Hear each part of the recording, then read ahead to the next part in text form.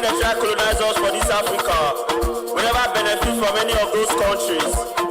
You and I know say the country where we dey benefit from as Nigeria youths na Canada, Canada, Canada, Canada, Canada, Canada, Canada, Canada, Canada, Canada, Canada, Canada, Canada, Canada, Canada, Canada, Fresh, Big Brother, Canada, Cross River, Calabar, Nollywood, Sakaba, Madrid to the ball I said na maybe Alaba, Inni, Canada, Harcourt, Galala, Big West, Caravan, Madrid to do fly like Tamara. Okay, na so they give me beat. If I pull up on the street, they give me heat. Order rice, give me meat, give me head, give me teeth, give me chair, give me seat, give me mats, give me cheat, get belly, give me kids, Rolls Royce, give me keys.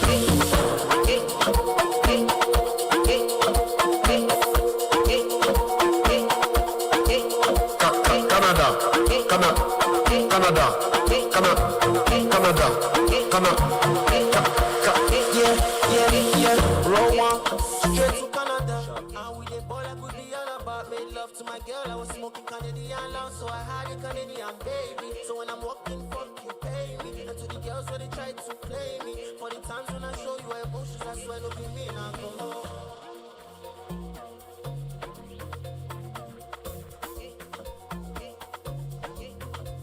Canada, Canada, Canada, Canada, Canada. Distinguished ladies and gentlemen, please return to our seats. It is time to reconvene for the continuation of day one at the Port Harcourt Tech Expo 2026. If you can hear the sound of my voice and you are in the exhibition area, please hold on to the person standing close to you and let's make our way back to our seats.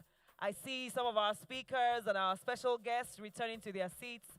Thank you so much. I see some of our leaders returning to their seats. Thank you so much. In a moment, we'll have a goodwill message from the chairman of the River State Internal Revenue Service. But before we bring him up to stage, we'd like to see us return to our seats. Ushers, we crave your indulgence to help with people movement. Ushers, please guide people back to their seats. Speak to them, smile at them, and say it is time to sit down.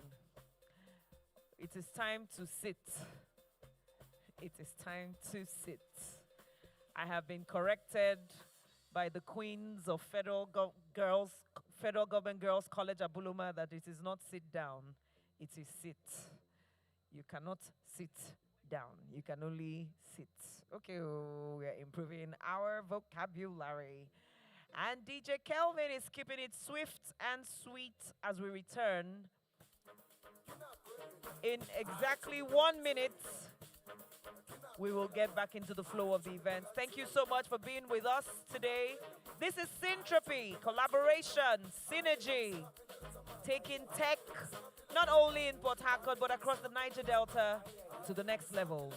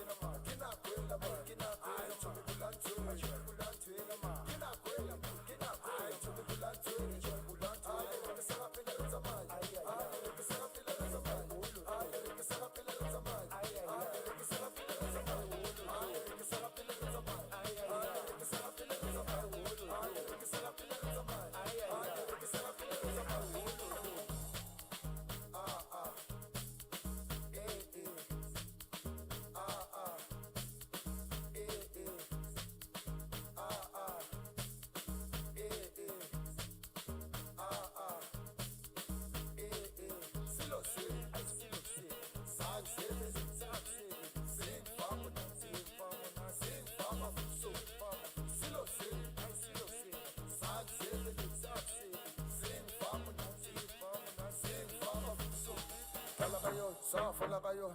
Izungu, malikon, ufuna trouble, uzongibona alumathona ayetsipho sabakidlala ngayon, safana ngayon. Ngiphethe inkunzi, imalikon, ngiphethe ingane nojokabukon, malumathona ayetsipho sabakidlala. Kinakwe, kinakwe, chomi bulantwe, chomi bulantwe. Kinakwe, kinakwe, chomi bulantwe, chomi bulantwe. Ngisakapila lezamali, ngisakapila lezamali, ngisakapila lezamali, ngisakapila lezamali. Chomi, chomi, chomi, chomi, chomi. Kinakwe na mai, kinakwe, chomi, chomi, chomi, chomi, chomi. Abulantwe na mai, kinakwe, chomi, chomi, chomi, chomi, chomi. Kinakwe na mai, kinakwe, chomi, chomi, chomi, chomi, chomi. Bulantwe na mai, kinakwe, ngisakapila lezamali, ngisakapila lezamali, ngisakapila lezamali.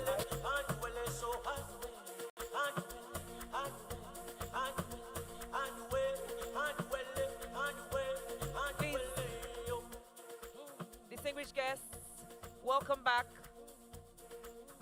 There are a number of people standing. We have seats available. Ushers, please, we implore you to ask people to sit. As we return to our seats, we'll be so grateful. Over 1,500 people have registered to be in here today. As at 10:30, I haven't checked the update. So please, let's return to our seats. The continuation of day one starts in earnest.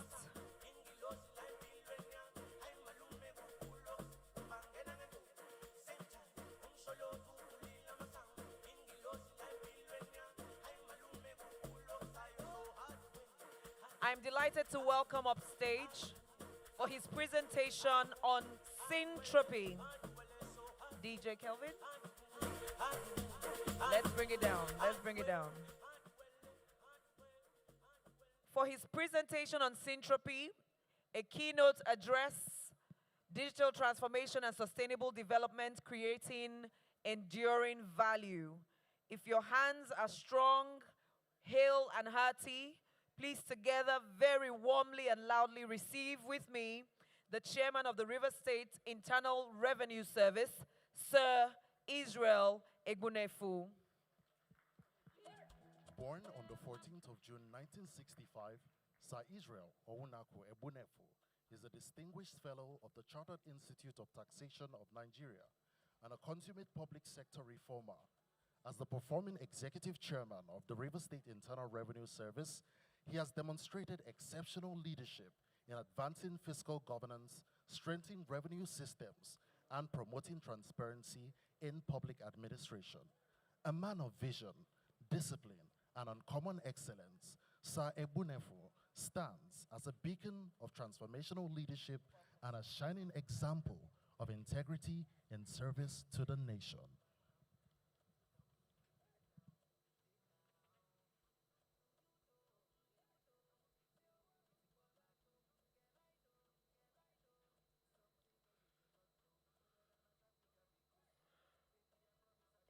Distinguished ladies and gentlemen, please permit me to stand on a already established protocol. I want to wholeheartedly applaud the organizers of this program.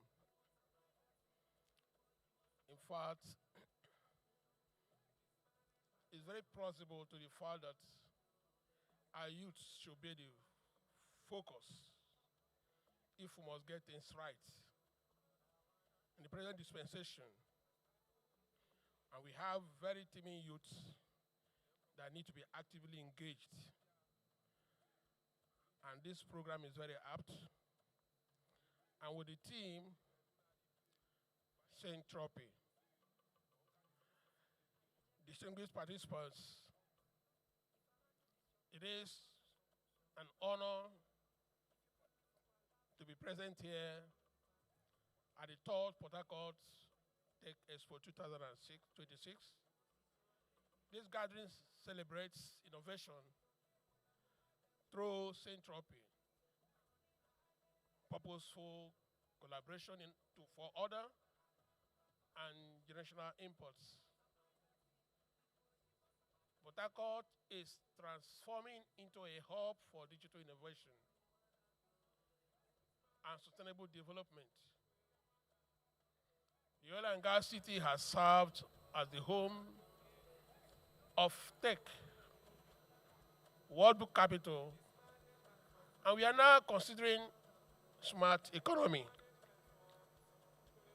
With that purpose, AI, blockchain, and cloud computing can create disorder. Syntropy, therefore, aligns innovation with shared values and foresight to generate synergy. As Executive Chairman of the Rivers Internal Revenue Service, we have considered digitizing revenue collection, which is also known as e-collection. And this has helped to improve efficiency, transparency, and public trust. I invite you on this flight to explore how digital transformation and sustainable development can create enduring value.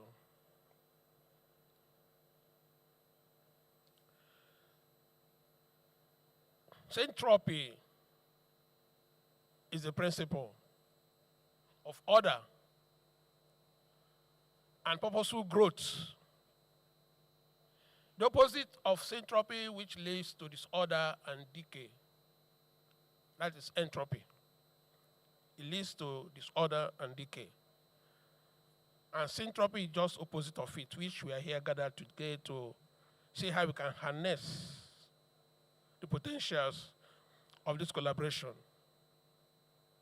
It creates synergy when diverse elements converge with intention. It should be an intentional drive. In governance, syntropy builds transparent and accountable institutions. The Rivers State has applied this by digitizing revenue collection to replace opacity with order and deliver value to its citizens. In technology, Syntropy integrates AI, blockchain, and cloud computing into connected ecosystems that drive smart cities and digital economies for long-term impact. In development, Syntropy aligns economic growth with social equity and environmental stewardship, ensuring progress is inclusive and sustainable for future generations. Syntropy is a guiding philosophy that calls for purposeful collaboration over fragmentation. It challenges us to lead with vision and create order, value, and enduring impact. Let's look at digital transformation as a catalyst for sustainable development. Digital transformation is more than adopting technology. It reimagines governance, business, and life as a catalyst for inclusive, equitable, and enduring sustainable development. By integrating digital tools, it increases transparency in governance, efficiency in business, and community resilience while advancing the SDGs through digital agriculture, fintech, and e-governance. In Rivers State, digitizing our revenue collection has improved efficiency and directed resources into infrastructure, education, and healthcare, demonstrating digital transformation with clear purpose. The revenues that Rivers State government requests for infrastructure, education, and healthcare are being collected through our processes. And we are optimizing our processes through digitizing and automating them seamlessly for the understanding of the citizens. No single institution or sector can achieve this alone. Syntropy therefore requires purposeful collaboration across government, private sector, academia, innovators, and citizens. Government must enable innovation, businesses must pioneer solutions, academia must translate research into impact, and citizens must participate actively to build lasting order, value, and progress. Creating systems that drive order, value, and long-term impact. I think these are the benefits we need to derive from this gathering in these 2 days. The true test of digital transformation lies in the resilience of the systems we build. Well-designed systems drive order, they generate value, and secure long-term impact. Order is achieved through transparency and reduced corruption. Value emerges when citizens are empowered and opportunities expand. Long-term impact requires systems that are sustainable, adaptable, and inclusive. In Rivers State, our digital tax infrastructure streamlines revenue collection and channels resources into education, healthcare, and infrastructure. This is Syntropy in practice. Estonia's e-governance and Singapore's smart city systems show how integrated platforms can reduce bureaucracy, build trust, and create sustainable environment. We shape our tools, and thereafter our tools shape us. Our mandate is to build resilient systems that drive syntropy, not entropy, for a lasting legacy. For smart governance and digital public infrastructure, it is very, very crucial. Smart governance aligns technology with leadership to build transparent, efficient, and citizen-centered systems. Digital public infrastructure, digital identity, e-payments, and interoperable platforms, they form its foundation. AI, automation, and data intelligence power digital ecosystems. As Andrew Nick observed, AI is the new electricity, transforming governance, smart cities, and fintech through predictive analytics and evidence-based decisions. In Rivers State, revenue digitalization and e-payment platforms have improved efficiency, transparency, and citizen trust, turning smart governance into practical reality. India's ADHERE and Estonia's e-governance show how digital infrastructure expands access and reduces bureaucracy. As Kofi Annan said, information liberates when leadership produces empowered citizens, not just followers.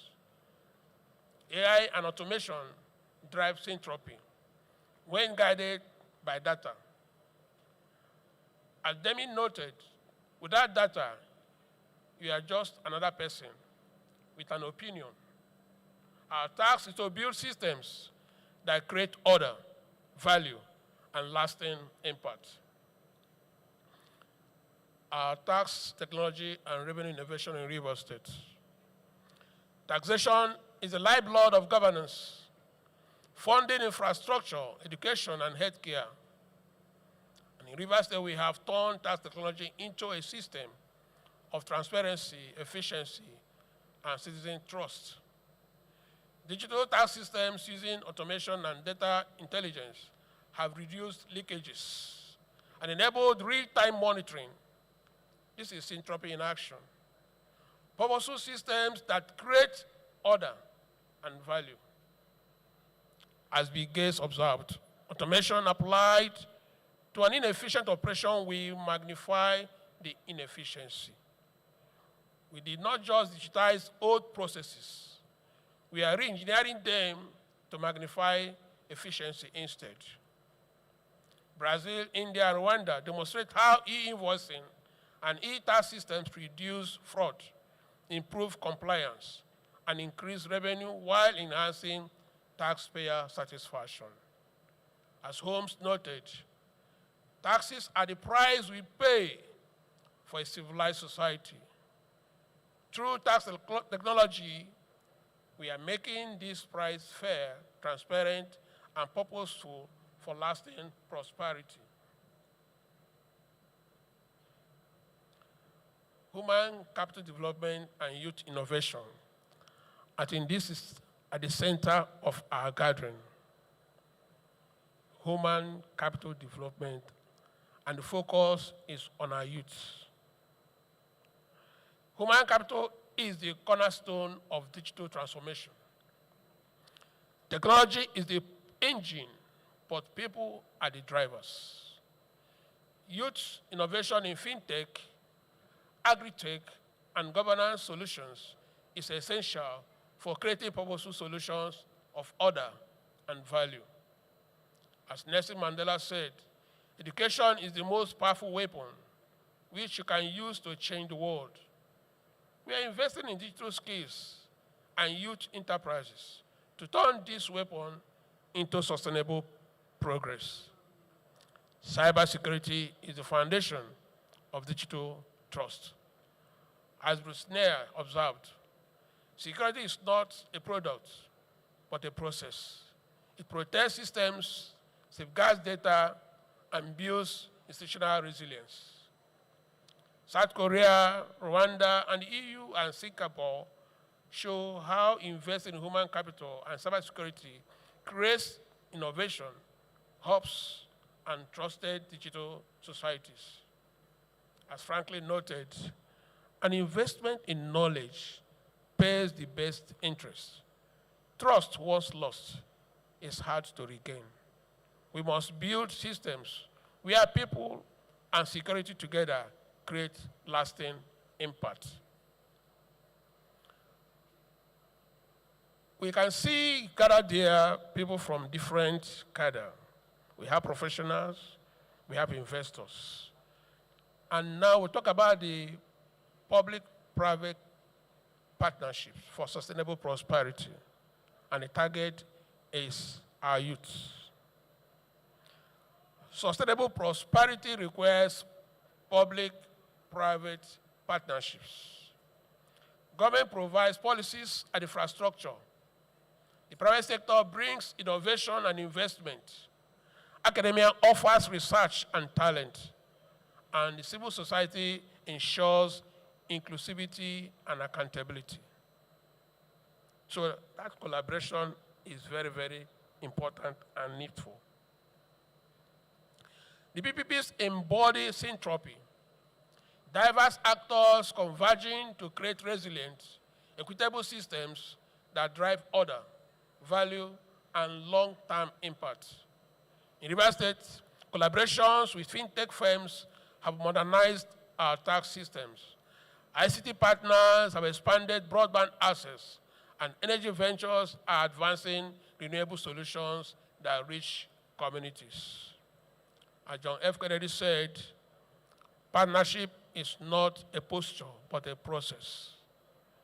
Kenya's M-Pesa and India's Aadhaar show how public-private collaboration scales financial inclusion and digital access. As African proverb says, if you want to go fast, go alone. If you want to go far, go together. The PPPs ensure we build systems that endure and prosper. Rivers State as a technology hub and investment hub altogether. And I feel that the gains of this Port Harcourt Tech Expo will be an enhancement on the technology and investment hub for Rivers State. Rivers State is transforming from Nigeria's energy capital by this particular Tech Expo into a technology and investment hub. This shift is driven by deliberate policies, strategic investments, and the resilience of our people. Technology is the new oil. As Irving Toffler said, the illiterate of the 21st century will not be those who cannot read and write, but those who cannot learn, unlearn, and relearn. We are equipping our citizens to thrive in the digital age. Digitizing governance, expanding broadband, fintech partnerships, and renewable energy initiatives are creating an ecosystem that attracts investment and empowers communities. Bangalore and Kigali show how focused digital transformation can turn regions into major global investment and innovation hubs. As the Jobs observed, innovation distinguishes between a leader and a follower. Rivers State is therefore determined to lead in technology and build sustainable, inclusive prosperity across Africa. The action agenda and strategic roadmap for the future. Every transformation requires a clear action agenda and strategic roadmap. For Rivers State, this roadmap must align governance, technology, and society under the philosophy of syntropy to drive sustainable prosperity. The roadmap rests on 4 pillars: expanding digital infrastructure, investing in human capital, strengthening cybersecurity and digital trust, and fostering innovation ecosystems through hubs, PPPs, and smart city initiatives. As Nelson Mandela also said, education is the most powerful weapon which you can use to change the world. Human capital development is the engine of sustainable progress. As Steve Jobs observed, innovation distinguishes between a leader and a follower. Learning from South Korea and Rwanda, we must therefore nurture innovation ecosystems to lead a digital transformation. As N. Hoover noted, plans are nothing. Planning is everything. Our roadmap must be a living process that evolves to guide Rivers State toward order, value, and lasting prosperity. That's my closing statement. Distinguished ladies and gentlemen, the future of Rivers State, Nigeria, and Africa lies not in entropy, but in syntropy. Purposeful systems that drive order, value, and generational impasse. By embracing digital transformation, fostering collaboration, investing in human capital, and building resilient institutions, we can create a future where prosperity is sustainable, inclusive, and enduring. Let us commit today to this roadmap. Let us build systems that endure. Let us create a legacy of syntropy for our people, for our nation, and for generations yet unborn. Thank you.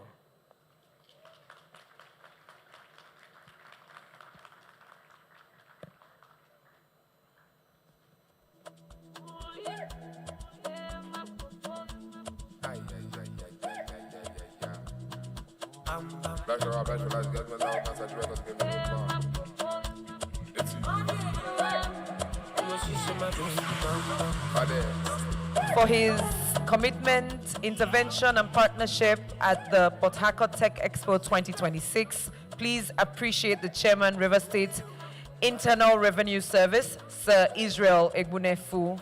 Let the appreciation be very strong. We thank you so much, sir, for syntropizing with us this year. Syntropy in action, collaboration, working together, taking us to the next level. Thank you so much, sir.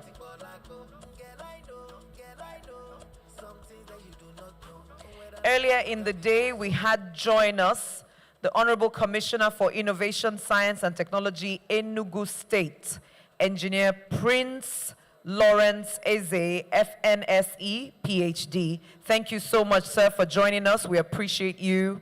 Thank you for your partnership and best wishes also in all that you do. We also have with us Bliss Ambassador Women International Forum, heavily represented by Ambassador Engineer Mrs. Paula Igwe. Welcome and thank you so much. We're going straight now into the panel conversation on cyber security. The session lasts 35 minutes, 25 of which the panelists will discuss and 10 to take questions. So we encourage all those who are out in the exhibition area, please come in and sit. Those who are standing behind, please come in and sit. The conversation on cybersecurity starts right away. The voices will introduce the speakers and the moderator. They will take their seats and the time will start. Are we ready? 1 minute. Introductions ready? DJ Kelvin, let's hold forth for a minute.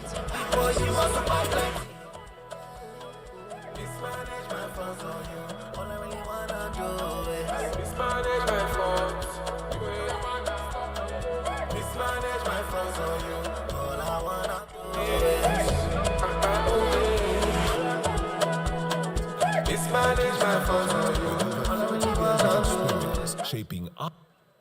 Dr. Jimson Olufuye, Chair, Contemporary Consulting Limited and Chair, Advisory Council, Africa ICT Alliance, AFICTA. Dr. Jimson Olufuye is a globally respected digital ecosystem leader, policy advocate, and technology strategist with over 30 years of experience shaping ICT development across Africa and the world. He is the chair of Contemporary Consulting Limited and chair of the Advisory Council of the Africa ICT Alliance, AFICTA, a private sector-led coalition spanning more than 40 African countries. A prominent voice in global internet governance, he has served in several high-level United Nations working groups and advisory bodies, contributing to policies on internet governance, digital cooperation, and Africa's digital future. He has also held influential leadership positions within the Information Technology Association of Nigeria, ITAN,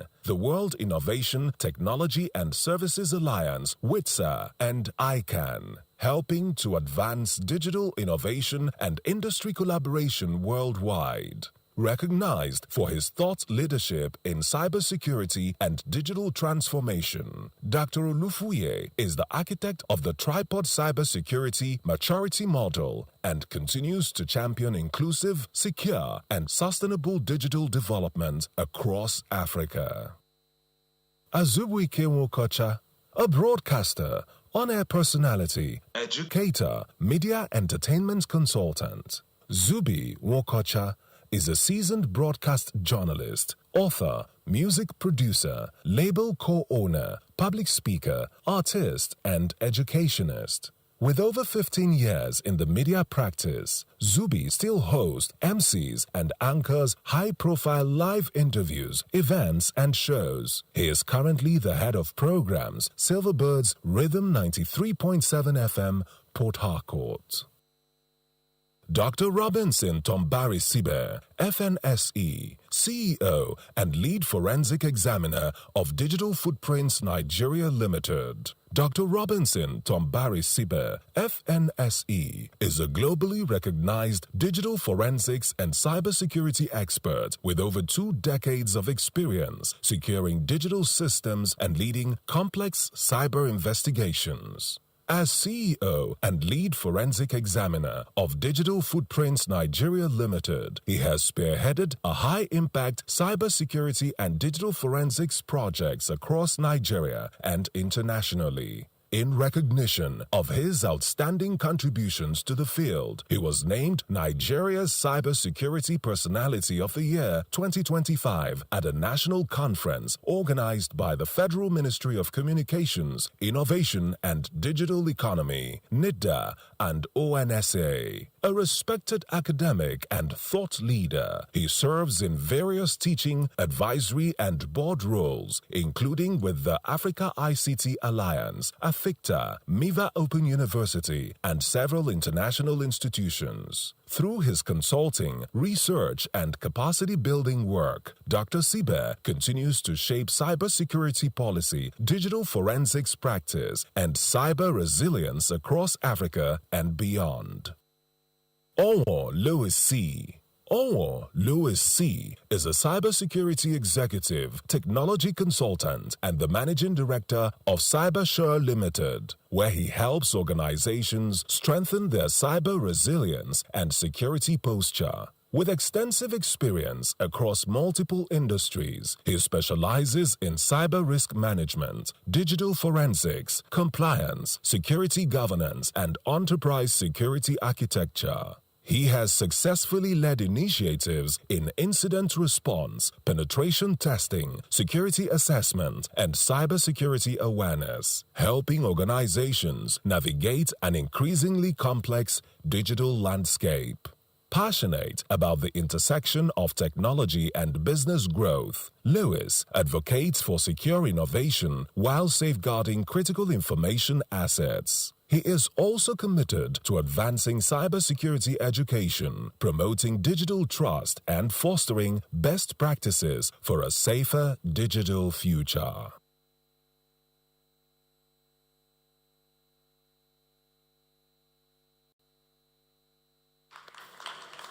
That's right,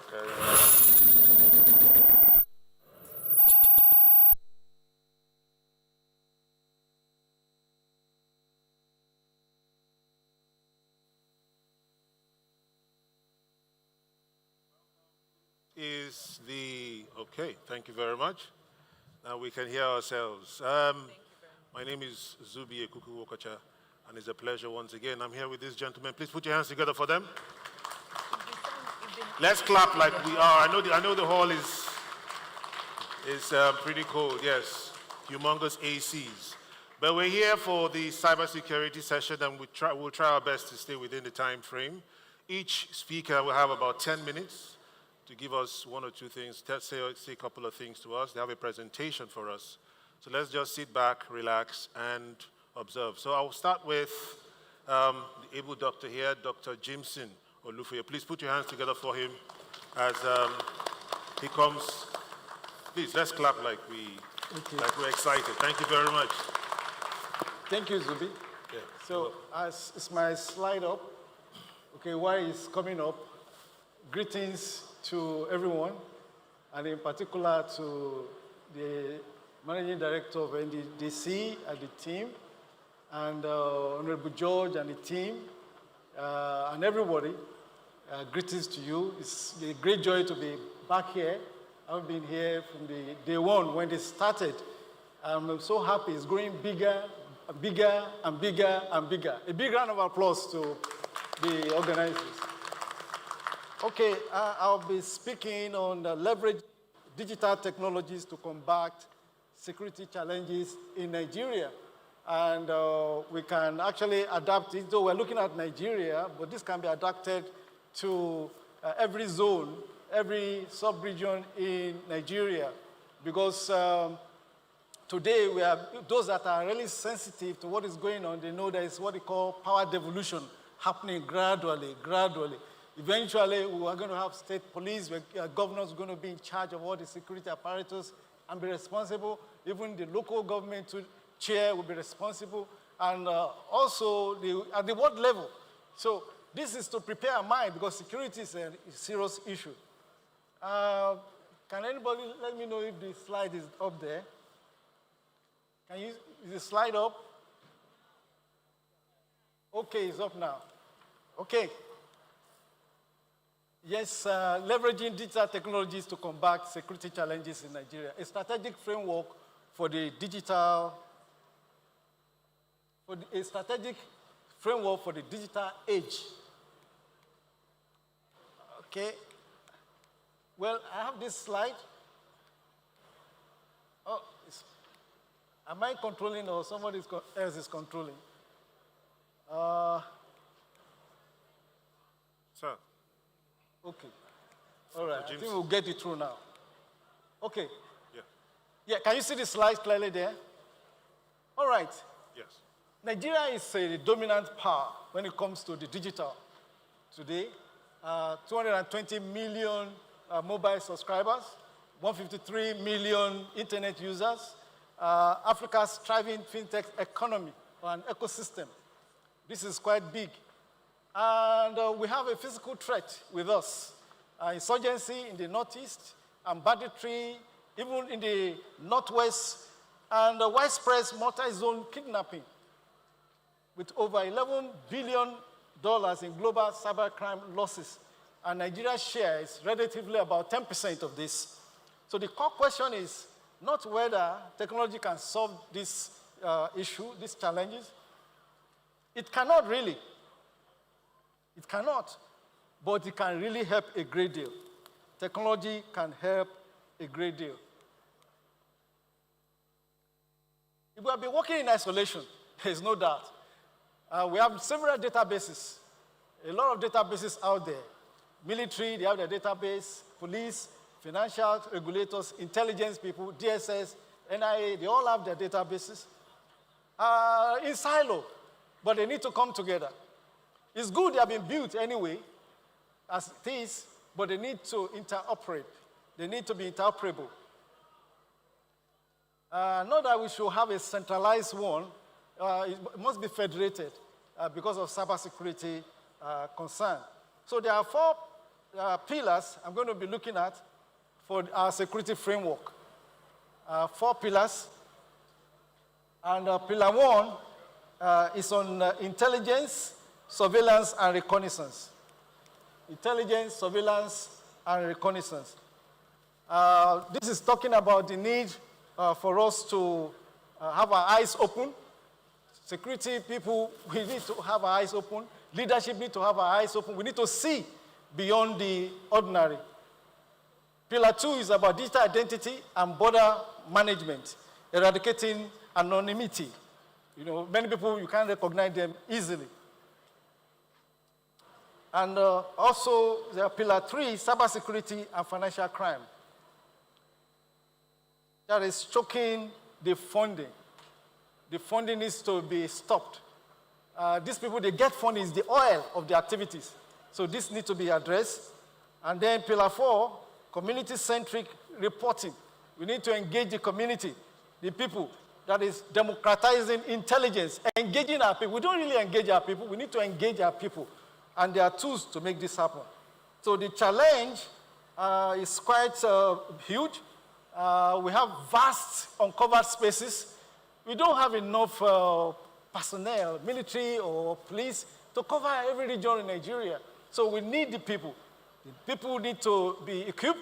They need to be empowered to be involved in intelligence gathering. So the intelligence, surveillance, and the reconnaissance stack, of course, we have the space with us. We have the Nigerian satellite system, so satellites can be engaged.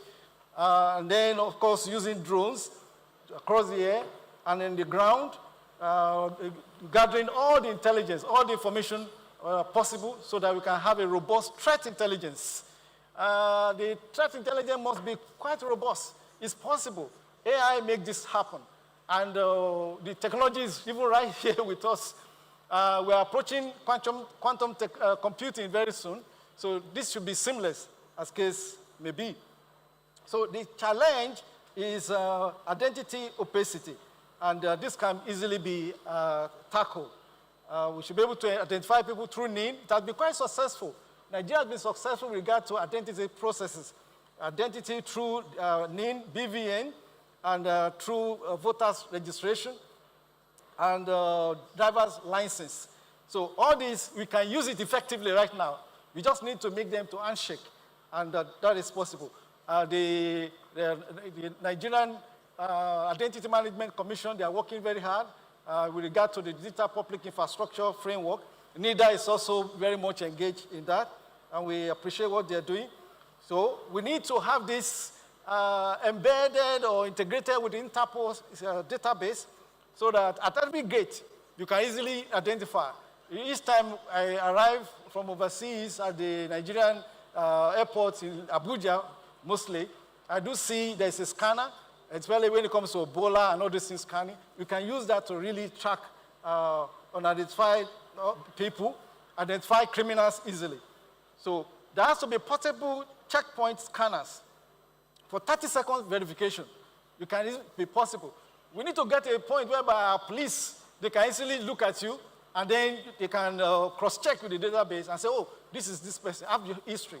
So we need to also really have this financial chokehold on the criminals seriously.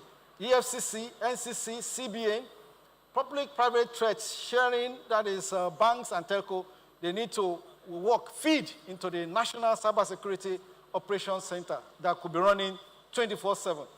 And then the security information and event management system, through behavioral analytics, we can really track all the financial movements. It's possible. It's really possible. Because as we speak now, Nigeria has the best payment infrastructure in Africa. And thankfully, our central bank is and shaking with other central banks so that we can have an African-wide payment platform. So it's possible to track.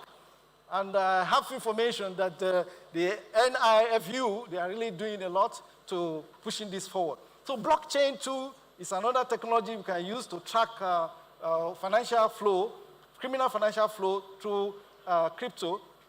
You can identify, you can flag and freeze ransom transaction wallets. It's possible. Then we need to blast radius response. I don't know if you are still seeing okay, oh, right here. Okay. Actually, I've been moving too far. Okay, let me be sure you can get to where I am. Okay, can you say next? Yes. Can you see it here? Okay, next, if you can control it there, please control it. I'm rounding off now.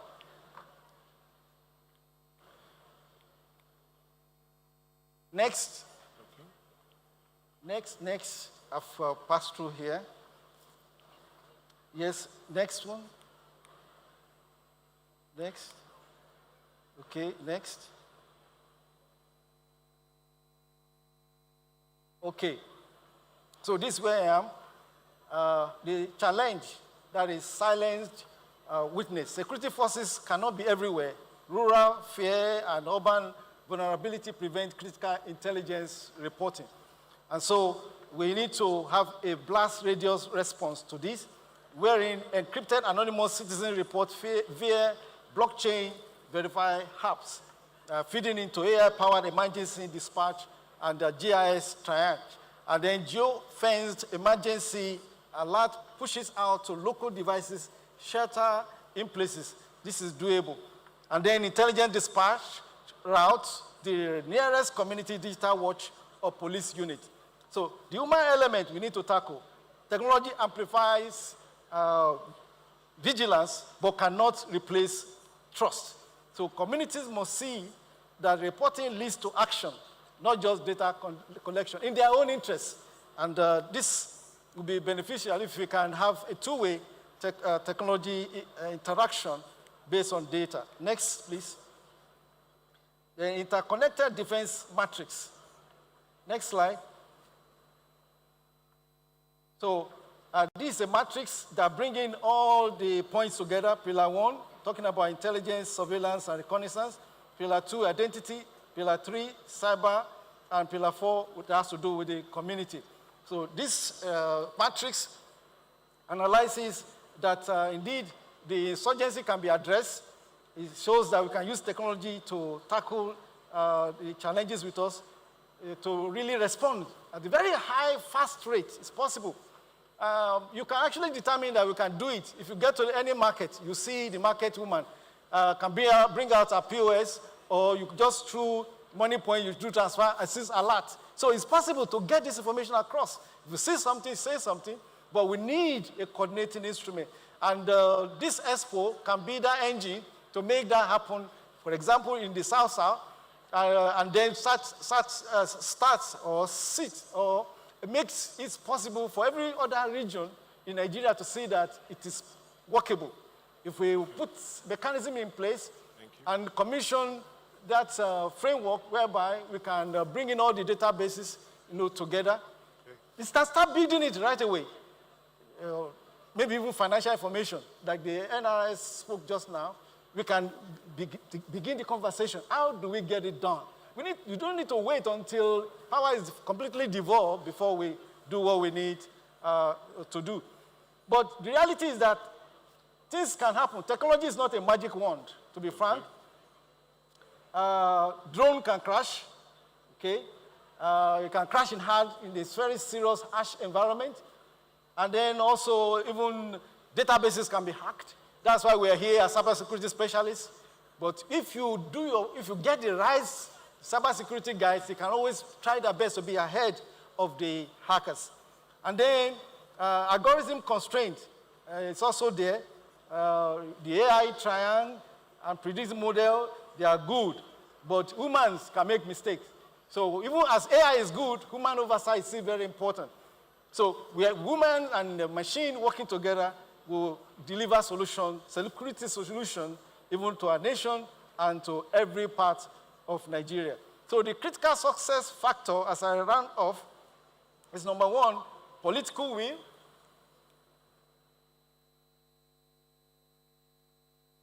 The critical success factor is political will, interagency coordination, international partnership. In fact, that international partnership is a major gap that we have, but we can address that because as we speak, Nigeria is yet to sign into the Malabo Convention. That is the African Union Convention on Cybersecurity and Data Protection. Then also, we need to have an effective cybersecurity agency. I believe the NIDA people are still here. So please take this message down. We need to have a cybersecurity agency.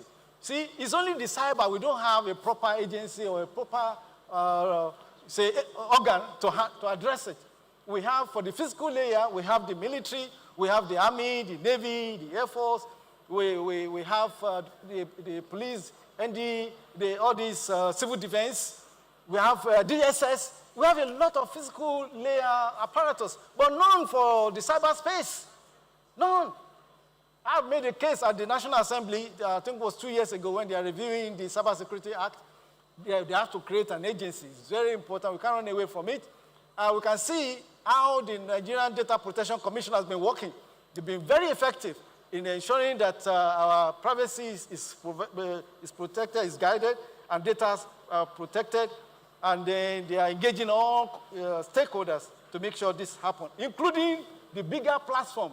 The big platform, they're engaging them. So we need to have that agency to make sure that everything is properly contained. Mind you, we don't need to wait for 9/11. It was 9/11 that came that made the United States to have the Homeland Security, and then they now have a kind of a unified database. We don't need to wait. But anyway, we have our own equivalent 9/11 with all these attacks and kidnapping and terrorism. So without the prime mover of political will, I think the will is here. From this level, we can take it up. The operational gear for the digital security apparatus cannot turn. We need that thing to turn. And Harcourt Expo has been doing it so far, from what the feedback we have been getting. And tomorrow, we're going to see another dimension of that happen with the other stakeholders having a roundtable. So Nigeria possesses the human capital, the mobile penetration, and the entrepreneurial energy to build one of Africa's most technologically advanced security systems or ecosystem. The digital age has amplified our security situation, and then we need to address it with the digital as well. Let us now annex the digital to neutralize all the threats possible. It is doable by syntrophy. By syntrophy, it is possible when we all come together. That is the message of the United Nations up to the African Union, and that's the message we're also presenting to us. Thank you, Harcourt Expo, for also catching this vision very clearly. Thank you. Thank you very much. Thank you very much. A round of applause for Dr. Jimson Olufoye, please. We're going to call on the next speaker. I want to appeal to him.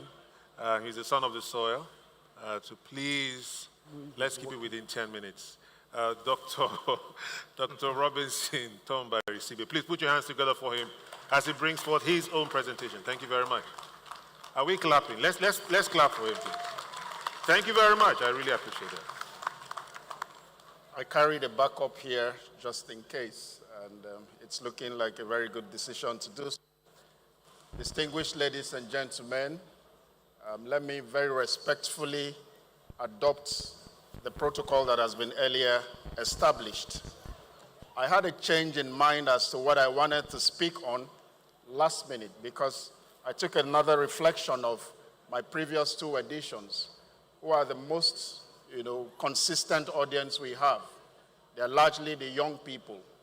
So I could come here and speak all the heavy words and all the technological terms, but we take home very little. And so I have decided to speak on something that can resonate with us, something said in another way. You've heard it in another way, but I'm going to say it differently. And so I've coined it the price of the hustle. I'm sure a lot of you already know where we're drifting to, but we're going to look at the hidden costs of victims of cybercrime in Nigeria.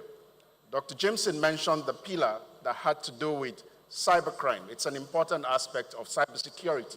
In fact, it's one of the reasons why cybersecurity exists, to serve to frustrate that. So I'm going to present this from another perspective, looking beyond just the financial costs to the other hidden costs, and also talk a little bit about the cyberpreneurship angle, where you can redirect that your negative energy, that drives the cybercrime industry in Nigeria into positive use.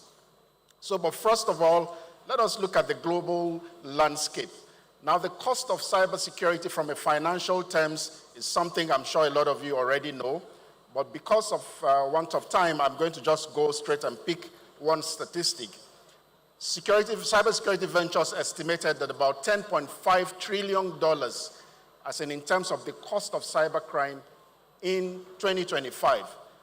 Putting that into context with the GDPs of the countries of the world, that means that cybersecurity, or cybercrime rather, is the third biggest economy in the world, if it was a country. So that would be that cybercrime, the entire volume of cybercrime, is more than what the rest of the countries do, apart from USA and China. So in terms of volume, if it were a country, it would be the third biggest economy in the world. Now, if we come back home, how bad is it in Nigeria? There are about 45% of reported cybercrime cases in Africa traced to Nigeria, 45% in the continent. Also, another figure which I'll just go straight to is that which was released by FITC, that about 1.1 trillion was lost between 2017 to 2024 to cybercrime. So it represents a very big component of loss in terms of national productivity.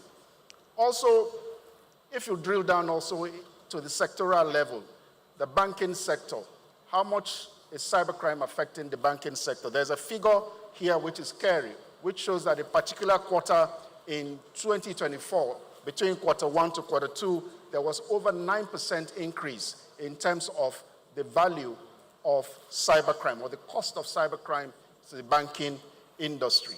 So, what is fueling this? There are lots of things fueling this, and I've done several studies in that regard. I've looked at the broader macroeconomic effect, which is largely traced to unemployment, also traced to greed as well, and the cultural angle. But there's an institution, an informal institution that has been fueling this a lot more, and that is what you know as the H case, the hustle kingdom. I know our undergraduates here understand what I mean. So, but for the older ones here, what is HK, or what is hustle kingdom? Informal cybercrime academies active across Nigeria. So these are academies where they teach young people how to commit fraud, how to do business email compromise, how to do phishing attacks, how to do social engineering. And how do they do that? They lure you in, they recruit you, young people, 12 years, 13 years, up to down to 23. They bring them and accommodate them. They pay them, they feed them, and then they have, an established curriculum where they teach them all of these things: romance scams, business email compromise, and all of the other cybercrime taxonomies, where they teach them and they graduate. When they graduate, they deploy them and they become, an outlet to cybercrime. Now, the proceeds of this is also further amplified and glorified. So all you see are people spraying money in clubs, the Dorime culture. But you do not know in between the fraud and the spray what has happened. And the next few slides will talk about the other costs which you don't get to know.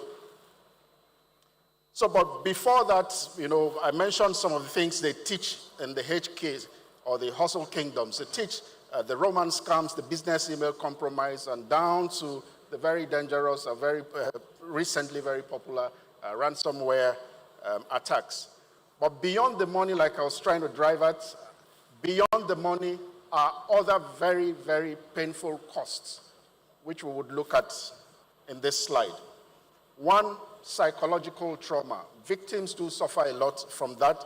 Reputational ruin. There are people who has their pictures, naked pictures out there, and it ruins reputations. Criminal futures. You see them spray the money, but quite often you don't know when to serve the time. Because of the relatively lenient laws we have, there are lots of young people we have here who are ex-convicts who you're probably not aware because they did plea bargain. But plea bargain does not mean you didn't commit the crime. Plea bargain means that you accepted and in return you were given, a lighter sentence. So there are lots of classmates that you have that are cyber criminals by our books. And if you look at the books, you see that, when you do apply, say you want to go to the US for visa, and they bounce you or they return your application, most of the time it's traced to things like that. So people do serve times. Some of their, mentors, like Hush Puppy, they're currently serving time. Invictus Obi, currently serving times. The Ogoshi brothers, currently serving time, and we'll look a little bit at that. Beyond that, suicide and self-harm, national stigma. Those of us who are innocent, you travel out and you see the way they look at you. Here comes Prince, the Nigerian prince. And that is usually very embarrassing for us who are in the cybersecurity space and for someone like me who is in the digital forensic space. Because here you are, teaching people how to stop crime, how to investigate crime, and you're constantly reminded of the Nigerian. Some would actually walk up to you and say, I hope you're not the Nigerian prince. Very bad, and that's a national stigma. Family devastation. The cyber criminal may not care about his life, but his family will. So imagine the devastation that the family do go through. So let's look at one case study, just one case study, because we don't have time. And that is the case of the Ogoshi brothers.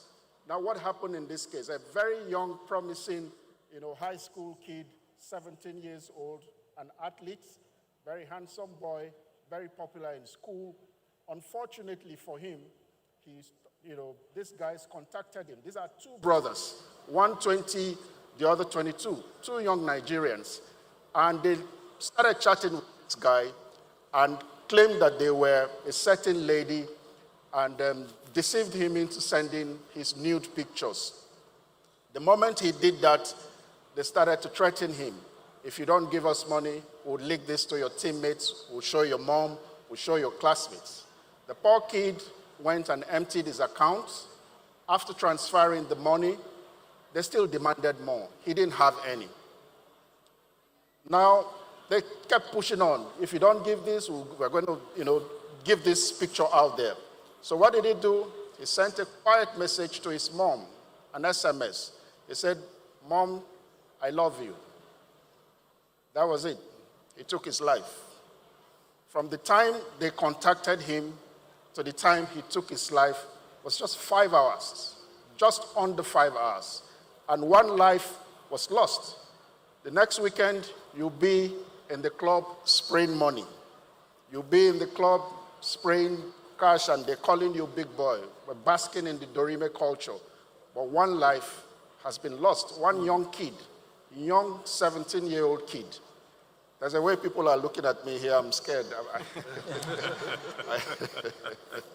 But anyway, The thing is, that is the reality. The reality of the fact that it goes beyond just money. And in very serious situations, we wear devices that help the heartbeat, and people remotely monitor their patient's heartbeat. Imagine if somebody learns how to hack that device. So the real cost of cybercrime goes beyond just money, which is what we are trying to drive home in this presentation. Now, the myth versus the reality, they tell you that, it's just easy money. But it's not just easy money. You could be prosecuted, like the case of the Ogoshi brothers. They were extradited to the United States, and both of them are serving terms 17 and a half years. By the time they come out, they are almost 40. Their mates would have married, their mates would have built careers, but they would be faced with nothing, and they're going to extradite them back to Nigeria after they serve their terms.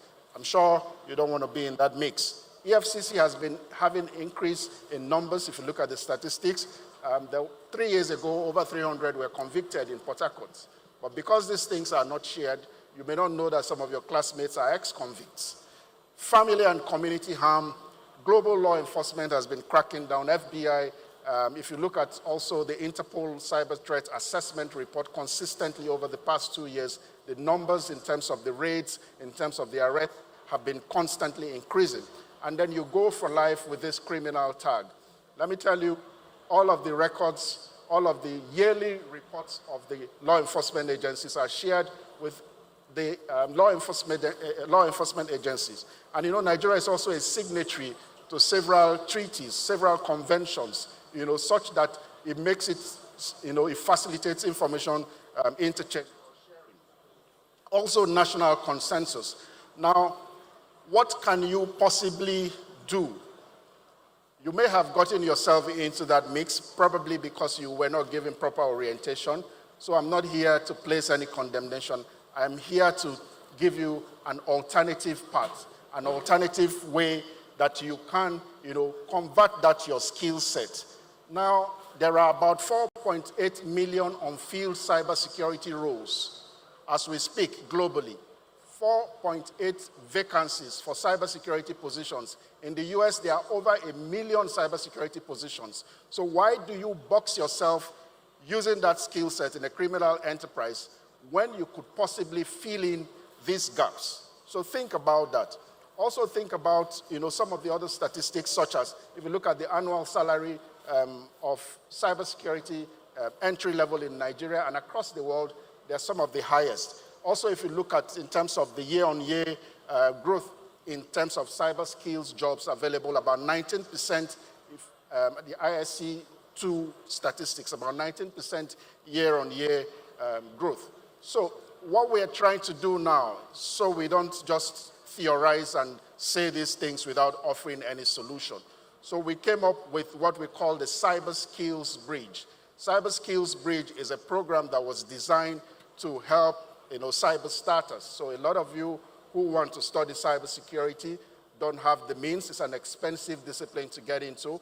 While we cannot soak up everybody, we have done that consistently for 2 years now. We're heading into the third edition, and we have trained over 50 persons, not just from Nigeria but across Africa. The last one had people from East Africa, had people from Ghana, Kenya, and the majority from Nigeria, but we reserved a certain fixed number for Rivers State.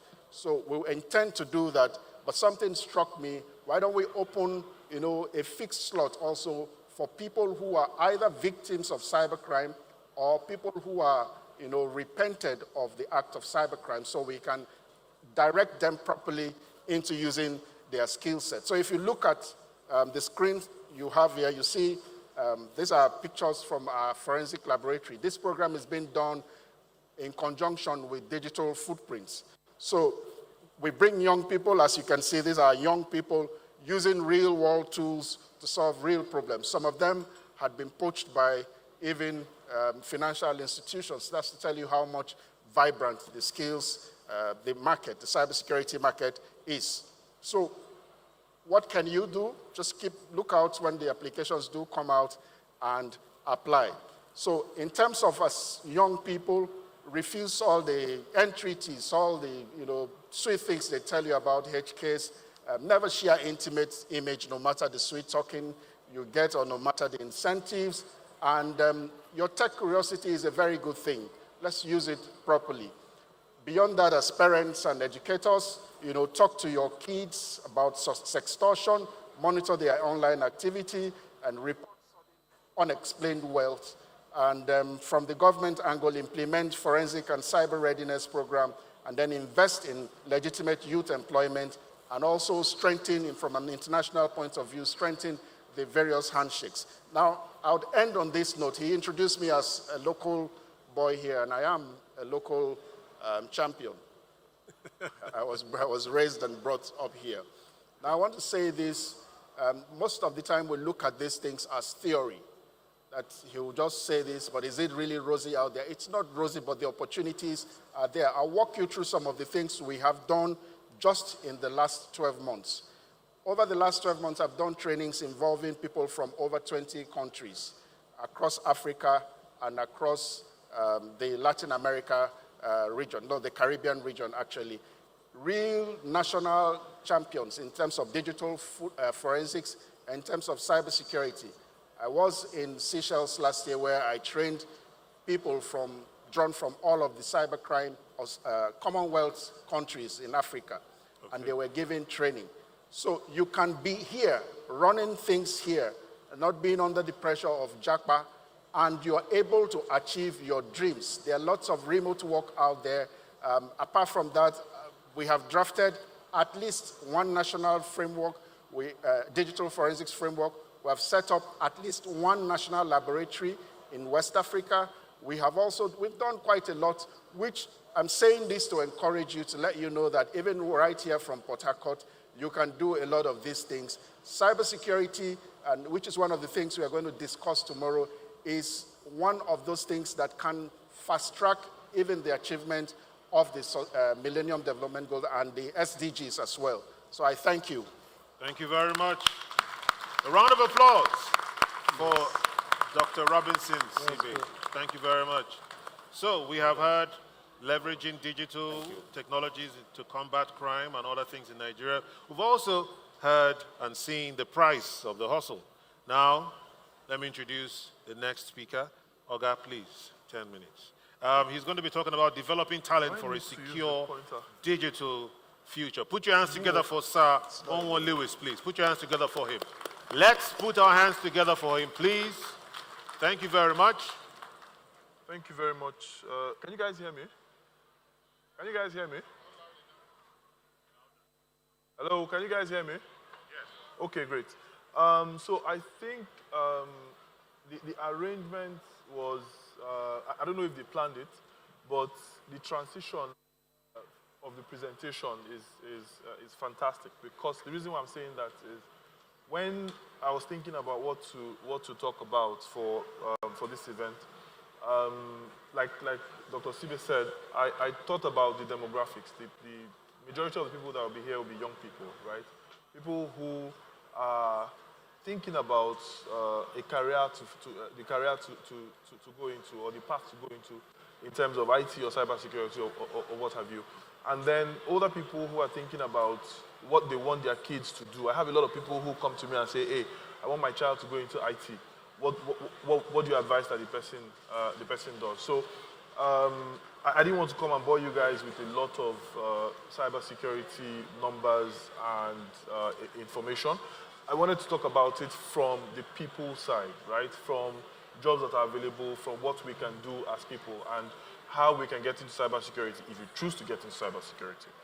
So the title of my presentation is Developing Talent for a Secure Digital Future. So because of the theme for this session, which is cyber threat and digital resilience, I just have 2 slides talking about cyber threat and digital resilience. So like Dr. Sibe has said, cyber threat is growing rapidly, right? As organizations continue to transform digitally, the threats that we are exposed to grow exponentially, right? What this means is that in the past, I think about 13, 15 years ago, what we used to worry about was, oh, somebody will send you an email to say, I have money that I inherited, I cannot claim the money, I need you to help me claim the money. And then, if you're tempted, you respond to the person and you guys go back and forth, and then they get your information or they get you to send money and you keep sending. But now the kind of challenges that we face and the kind of threats that we face are more sophisticated than that, right? So you have BC, you have phishing, you have ransomware attacks, and the list continues to go like that. For resilience, so the thing about resilience is that, resilience basically is the ability to anticipate, withstand, respond to, and recover from cyber incidents. My slide is not up yet. Guys.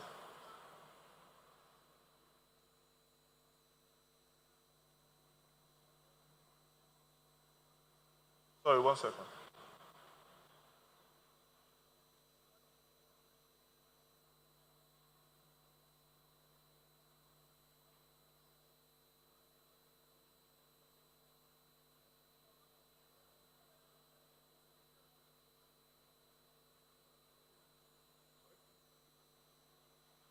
That's from 2. Yeah, 2.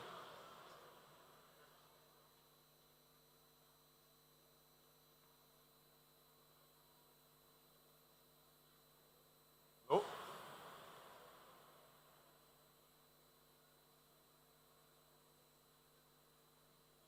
I think you may have to just till they figure it out.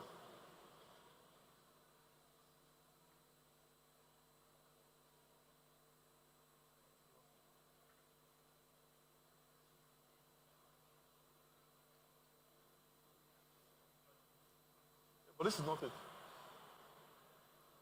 Isn't it? Okay, so sorry for the interruption. So, are there any Arsenal fans here? Are there any Arsenal fans here? Come on, guys. Are there any Arsenal fans here? I'm not an Arsenal fan, but the reason why I'm asking is because Arsenal fans are very resilient, right? Arsenal fans, they kept saying we'll go again for 22 years, and they finally done it. Right? So,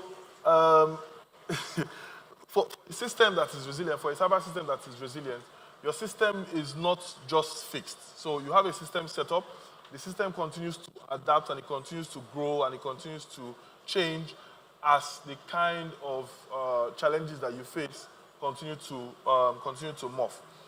So why are we talking about resilience? Why are we talking about cybersecurity and cyber threats? The digital economy in Nigeria is growing rapidly. Recently, the federal government mandated all of their agencies to migrate to digital platforms. I think by next year or so, there's a mandate like that from the and agencies. And as organizations and as agencies and government parastatals continue to move to digital systems, the problem becomes bigger. And the question is, who will manage Nigeria's digital future? Now, as we have people in IT who manage digital systems, we also need to have people who manage security for systems, or who implement or who develop security systems for all of these MDAs. And the 3 major challenges that we face in Nigeria are: 1, shortage of skilled cybersecurity professionals; 2, limited practical training opportunities; and 3, brain drain as a result of migration, right? So a lot of people are leaving because, for various reasons. People are leaving, especially people in technology, in healthcare, and a couple of other fields. Now, in technology, in cybersecurity, you find that you don't have a lot of cybersecurity professionals to cater to the openings that we have. You gave a fantastic number just now when you were doing your presentation about the number of people, the number of open jobs that we have in the world as a whole, right? So what that means is that anywhere you go to as a cybersecurity professional, there's a job for you, right? Now, we need cybersecurity professionals in various sectors of the economy: banking and finance, oil and gas, telecoms, healthcare, government, just name it, all of the sectors of the economy. Now, the skills that are required beyond the technical skills, there are also soft skills and professional skills and business skills that are required: communication, critical thinking, problem solving, leadership, ethics, and the rest of them. Now, ethics is particular. I'm very particular about ethics because I had a personal experience a couple of years ago. I think in 2013 or so, I just completed the Certified Ethical Hacking course and got that certification. And someone called me from nowhere. I don't know the guy. I don't know who gave him my number, but the guy called me from the UK. And he said, hey, what's up, that they were looking to collaborate with me to set up some systems for cybersecurity, for ethical hacking and some other things. And I said, okay, so what kind of systems do you want to set up? And when the guy kept going round and round and round, I told him, I said, what's going on? You have to come out and tell me. He said, okay, that this is what they do, and they're looking for somebody that will work with them to coordinate their BEC activities. Now, BEC is Business Email Compromise, as far back as 2013. And I told the guy, I said, I'm sorry, it's something that I cannot do, right? And I'll appreciate it if you don't reach out to me. Now, what this means is that the kind of skills that you get, that you have or possess as a cybersecurity professional, it exposes you to a lot of knowledge and it gives you leverage over a lot of other people, right? Now, everyone here, I'm assuming now, but everyone here, I assume, has a mobile phone. Majority of the people here will have banking apps on their phone. Majority of the people here will have emails on their phone. Now, if I look at your phone and I'm able to break into your phone, I may be able to have access to your banking app, and I get some money from your account. There was a case recently, I think it was First Bank, where the guy had taken about 5 billion or 25 billion from taking very small money from people's accounts, right? So, and after everything, when they found out, after a couple of years, when they found out, the guy had taken about 25 billion or so from taking very minimal amounts from your account. So if, for example, you get an alert and you see that, oh, they've taken 10 naira from you, these guys have come again, these people have come again, and in your mind is just 10 naira, but 10 naira multiplied by, right, because of the skills that the person has as a cybersecurity professional. Now, this is me trying to buttress ethics, right? Now, for developing future talent in cybersecurity, there are key stakeholders that must work together: government, educational institutions, private sector, and professional bodies. Now, there is a program that we had. There's a program that I had designed a couple of years ago when I was in the academia, and it was called the Master Class. The idea behind that program was to have people from the academia who were in IT and some other fields that are technical, to go to industry when they're on holiday, summer holiday, 3 months, 2 months, go to industry, work with organizations in industry to understand technology, current technology, so that when you go back to class and you're teaching, you can teach with what makes sense. You can teach with current technology, right? So if you have this synergy between all of these stakeholders, it'll be easy to develop talent. Pathways to cybersecurity, so you can go in cybersecurity from having university education, you can go from vocational and technical training, you can go from pursuing professional certifications or attending cybersecurity boot camps, self-directed learnings, and apprenticeship. To retain cybersecurity professionals, organizations must do certain things. One, provide competitive compensation, provide continuous training for professionals, recognition and professional development, career progression, and provide a supportive work environment. So cybersecurity is a human capital challenge.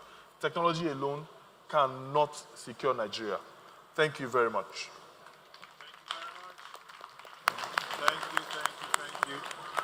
Thank you, I really appreciate it. A round of applause for Sir Lewis, please. Oh. Okay, we're going to go straight into questions, and we can just take very few, but let me start with this.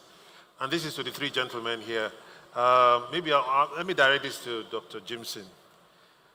The issue of trust. Sir Lewis talked about,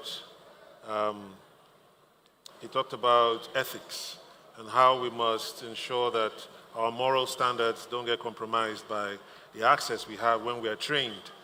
But let me put this to you, because a few weeks ago, or a few days ago, Emeka Ike's INEC data was everywhere on social media.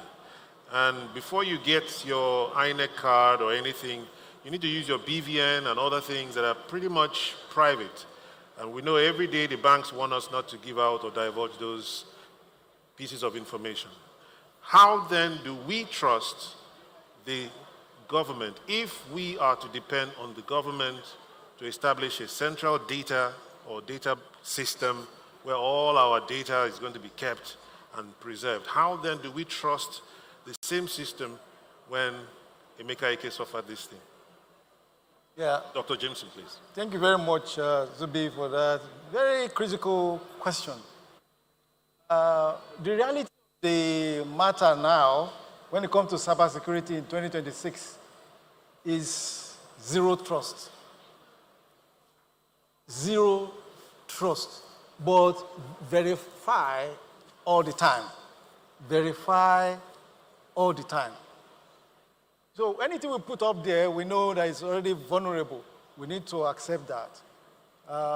In fact, we talk more about transparency, accountability, and openness, even in the IT world. For example, when it comes to internet protocol, it's open. Internet protocol is open. We talk about open source and many of those things. Yes, in as much as some data are very confidential and they need to be protected, but there are times some things will happen. In the last slide of my presentation, I said that drones can crash, database can be compromised. So, I will reflect into what the Holy Book said. The Bible says that there will be a time will come when nothing will be hidden. So if you have a secret, you don't want a secret to be out there, don't put it out there. Okay. So, but in terms of the government database and all those resources, the advantage outweighs the disadvantages because we get services, we were able to exchange information rapidly and things like that. Productivity increases and things like that. But we have to be ready for such eventualities. Okay. So we must do our best. The governments must engage the professionals to safeguard this data as much as possible. But when you regard to Emeka, well, you have to have this mindset too. Like even my old data will be up there, really. So make sure you have nothing you are really hiding. And one good thing again, before I drop the mic, is that if it has to do with money, there is a guarantee that you will recover your money back. And that is something that I've seen work. I was in the US some times back, and I just used the ATM at the airport. I think it was Los Angeles airport. And before I knew it, I just saw about maybe $3,000, wiped away from my money. But thankfully, when I reported, you must report. So I reported, and in fact, the money came back.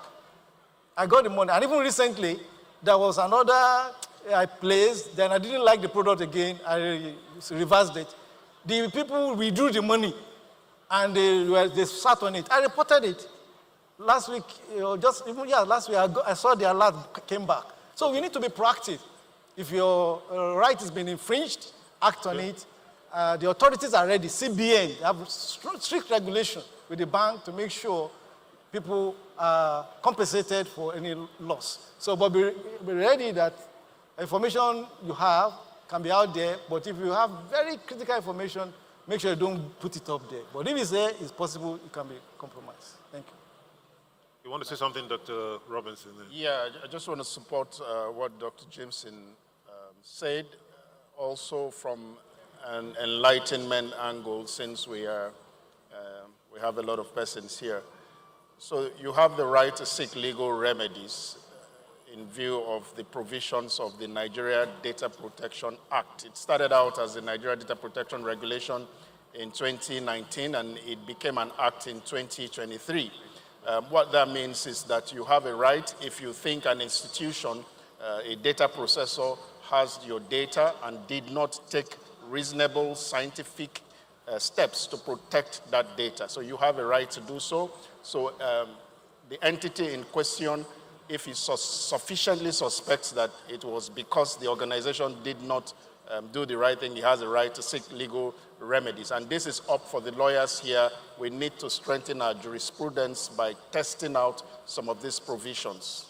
Thank you very much, gentlemen. I think that's pretty much it. Joyce is already before us. Thanks, Yes. Joyce. Please appreciate Zubi Wakocha for excellent moderation done. Thank you so much. You rise for a group photograph before we say goodbye to you. Goodbye from stage, but we know we'll still be seeing you in the audience together. So please direct them on where exactly you want them to stand. A few steps to the left and right there. Please come together, smile, look at the camera. Okay.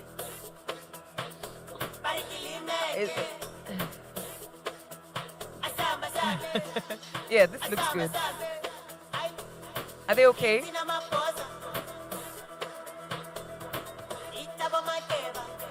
It's okay to smile. Yes, thank you very much. Thank you to our distinguished speakers. Thank you for your intervention, your contribution. Thank you for the learnings that have taken place already. Thank you. Before I welcome the representative of Rise Vest to speak to us for 3 minutes, I would like to recognize the presence of the chairman, River State Branch, Nigeria Computer Society, Professor Matthias Daniel, who is here with us. Good afternoon, sir. Thank you for honoring us with your presence. Rise Vest. Rise Vest is an exhibitor. But whilst they're coming, we have, what do I call it now? There's no better way to explain Natok Nadu. When the managing director of the NDDC was speaking, he talked about several U-lesson tabs that had been given out in the course of the year and even before. And the moment he got back to his office, he ensured that 10 of such tabs were sent here with the instruction that any students of any school still here when the tabs arrive should receive. To the best of my knowledge, from what I've been told, it happened to be the students of Federal Government Girls College Abuloma that were still here. And right now, the presentation of the tabs will be done. Please, very resoundingly applaud the Managing Director, Chief Executive Officer of the NDDC and his entire team for saying it and making it happen. I welcome our COO, Port Harcourt Tech Expo 2026, Chioma Aniwe, to speak very briefly. Thank you. There's nothing to talk about. Good evening, everyone, and thank you for still being here with us. So very quickly, we'd just like to call the students. These are representatives of NDDC, please. Good. Please, let's keep appreciating at the MD.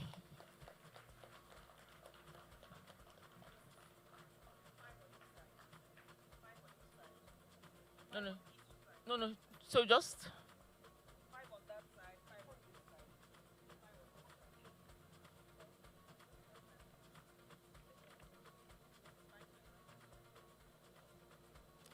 All right.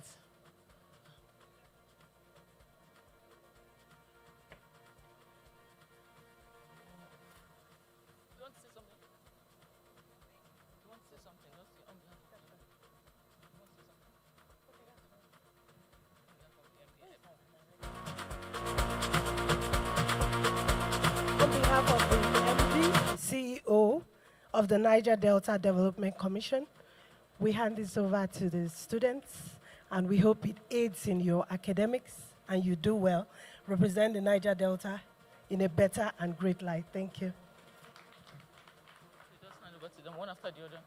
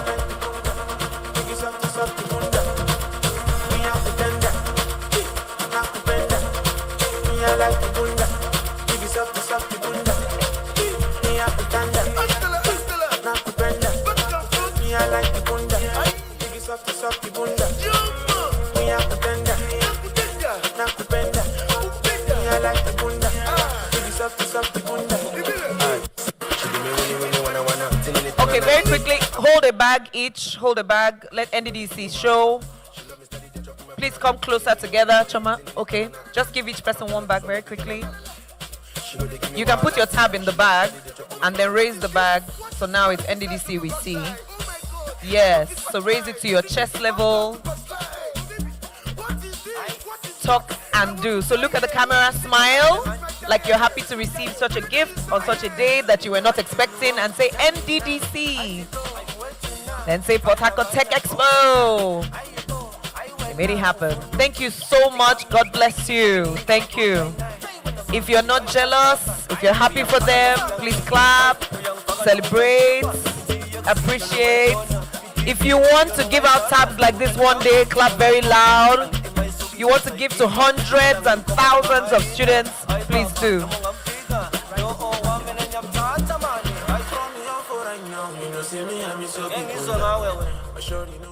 And I would like to welcome the Group Marketing Officer, Rise Group, NAE OB, as she speaks to us for 3 minutes, telling us what Rise Vest is about and how we can connect. Please, together, welcome her with an applause. Hello, everybody. Good afternoon. It has been a long day. We've listened to different sessions, different topics. So I'm not going to take much of your time. But what I just want to talk to you about is about wealth creation and wealth building. So as a company and as a group, we're basically everything finance and fintech, right? We have our booth outside. But before you even go out, what is Rise Vest and what do we offer? I want to ask you a question. A few years ago or before now, if you thought about getting access to the Nigerian Stock Exchange or the US Stock Exchange, how would you go about that? You know, what platform or how do you think you access that? Most times, people just think that this is only reserved for privileged Nigerians or a few people. But what we are doing as a company is to democratize wealth building. You're working hard, you're a young professional, probably your first job, you're a family person, and you want to grow well for your children. You want them to also become Nepo babies, or you want to create generational wealth. How do you preserve this money that you're actually working hard for? And what Rise does, our mission basically is to give everyday Nigerians, everyday Africans access to investment opportunities. If you're currently in the stock world right now, you hear about platforms that are about to IPO. We have SpaceX, they're about to IPO. You have OpenAI, the creators of ChatGPT. I'm sure with a show of hands, at least almost everybody here has used ChatGPT.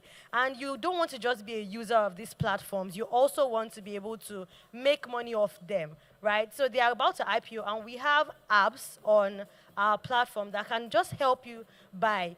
There are different amounts that you can start with, whatever it is you're comfortable with, wherever you are in your wealth creation, your wealth preserving, or your wealth building journey. Rise Groups have different options for you. So just simply go to your app store or your Play Store and you download it. Another interesting thing and why we're even here is because we believe in tech, and we currently have our second office in Nigeria, our only other office in Nigeria, aside our headquarters, which is in Lagos. We have our office here in Port Harcourt as well, so which is why we're proud to be part of this Tech Expo.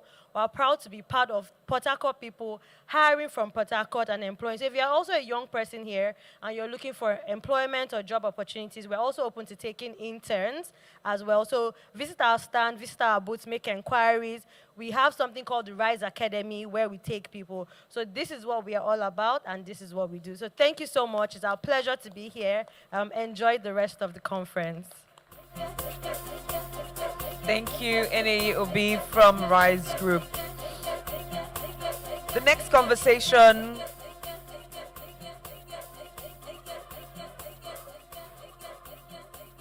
is on syntropy in practice, building collaborative intelligence ecosystems across the Niger Delta. Our speaker is a special guest of this event, delivering a keynote, Mr. Chuksopaka, and his profile will be read out as he makes his way to stage.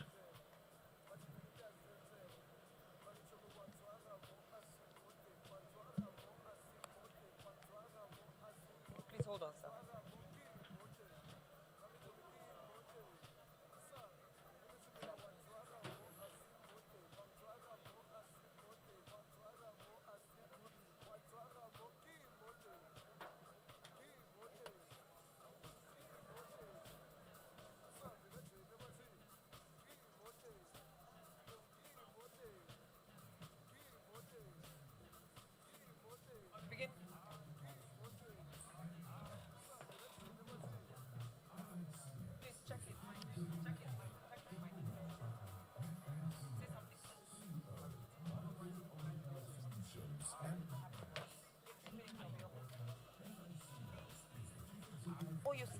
has slides. It has slides. It has slides.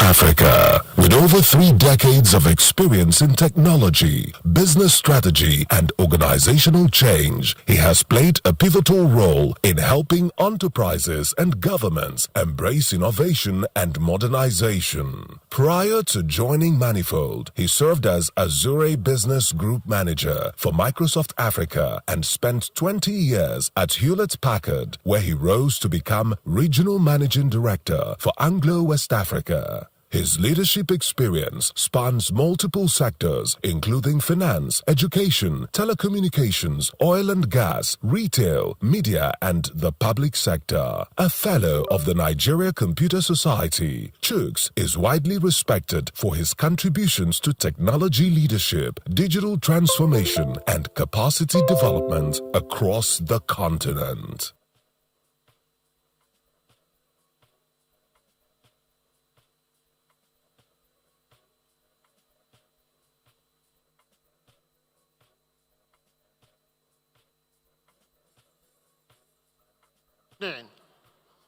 Can you hear me? Thank you so much for having me. And in the next few minutes, I just want to talk about syntropy in action. And before I go into the slide, I just wanted to give a little experience. In the last 30 days, I probably have spent close to 15 days here in Port Harcourt. And thinking about the event and looking at the city, it dawned on me that actually there isn't much we are maybe going to be important into the Niger Delta arena, because everywhere around us actually resonates with syntropy. And I'm going to give you, in the next few minutes, some perspective in this direction. Because sometimes we are not looking for what we are going to do, but it's about how we see what's actually in front of us and how we actually want to connect with what is in front of us. So this evening, I will be making some points, shaping some perspective. There are 5 perspectives I would like to shape. I would like to share with you people. Before I go into those perspectives, but it's also important to look at syntropy itself. What are we talking about? What is it about? The organizers came out from Emerge last year, and this year they say it's going to be syntropy. And from all the speakers, it's been about that syntropy is a deliberate, intentional act, agreeing to collaborate, agreeing to put mechanism in place, mechanism that will support whether it's investors, innovators, the capital ventures, and the talent hub that we have within the region. So syntropy actually, for me, is taking the conversation to the next level, not just about having slides, not just about talking about specific things, but how do we actually enable the youths, how do we enable the institutions, how do we enable the innovators, how do we enable everybody working together? And I believe strongly that the experiences and perspectives I'll be talking about this evening, you will see how all that come together. The first thing is us trying to look at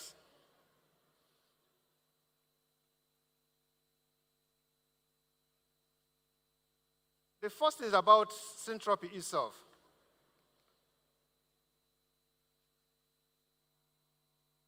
Syntropy,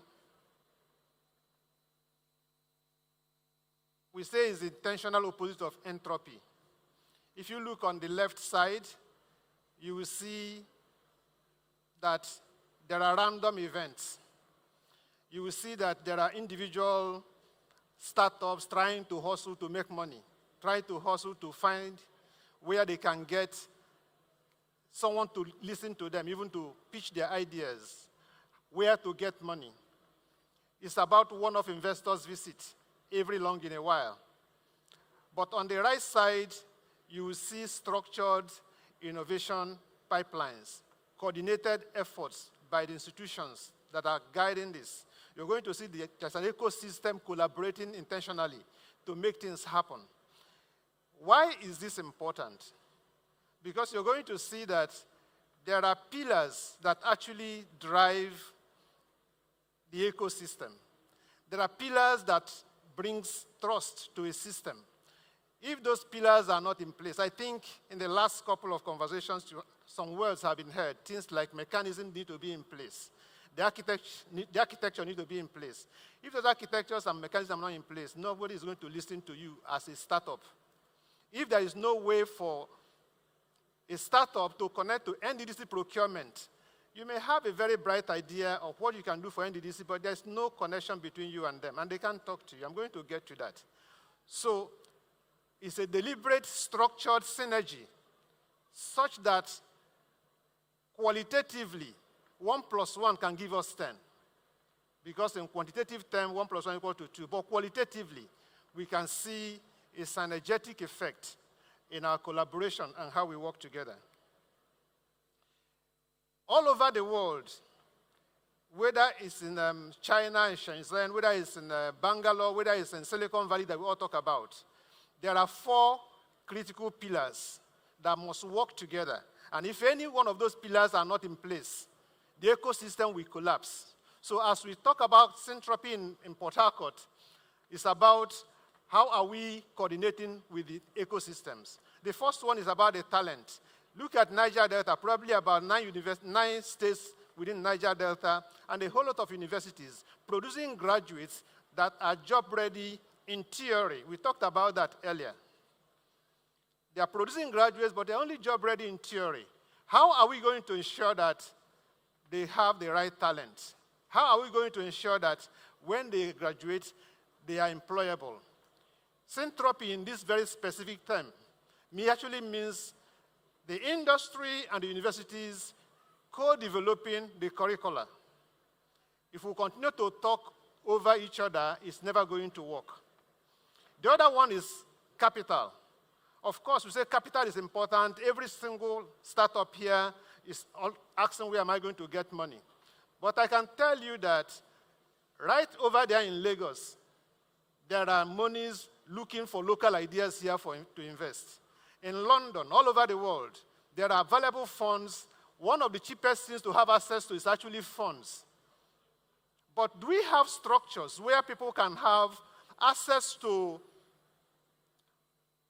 mentoring so that their business ideas can be put in the right perspective to get that funds from Lagos, to get that funds from London, to get those funds from abroad?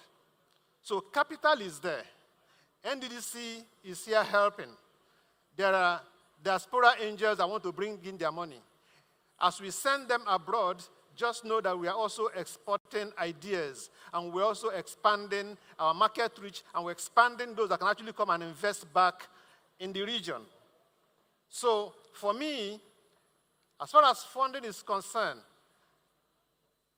it's about making those connections. And I think here is about, since you've been here today, how many people have you connected to? I'm also going to talk a little more about that. The infrastructure also is key. But you know the way I look at the infrastructure, if you sitting down here can have access to Azure credit or AWS credit, the same way someone like you in Silicon Valley, same access to the same Azure credit, then being here in remote Port Harcourt or Niger Delta Creek is not a disadvantage any longer, because we are all fighting for the same thing. For me, that is Syntropy, giving every one of us the same access to global credit that can enable us to do what we want to do. The other part is market access. You may have the talent, you may have the funding, you may have the infrastructure. If there is no access to the market, your product is dead on arrival. No matter what you produce, if you can't, NDC cannot take it, or any other customer here are not aware that you have done it, then where are you going to move it? So it's about making those connections to ensure that you have access to the market when the products are ready. Look at the map. Niger Delta Innovation is at the center. You can see NDDC and the government, you will see universities and boot camps, you will see investors and diaspora, you will see global market, you will see startups. Okay, The conversation here, or the question here, is that look at the arrows, the lines. Every single line here represents a relationship that must be intentionally built, a connection that you have to make. Okay? There is no magic wand that is going to tell NDC procurement to reach out to a startup for a proposal.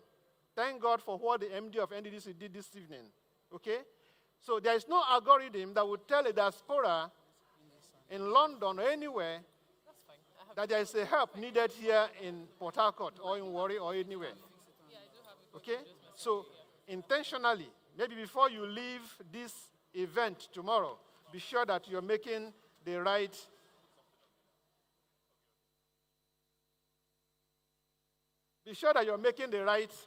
connection, the right engagement.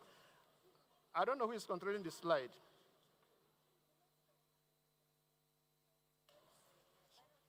Okay.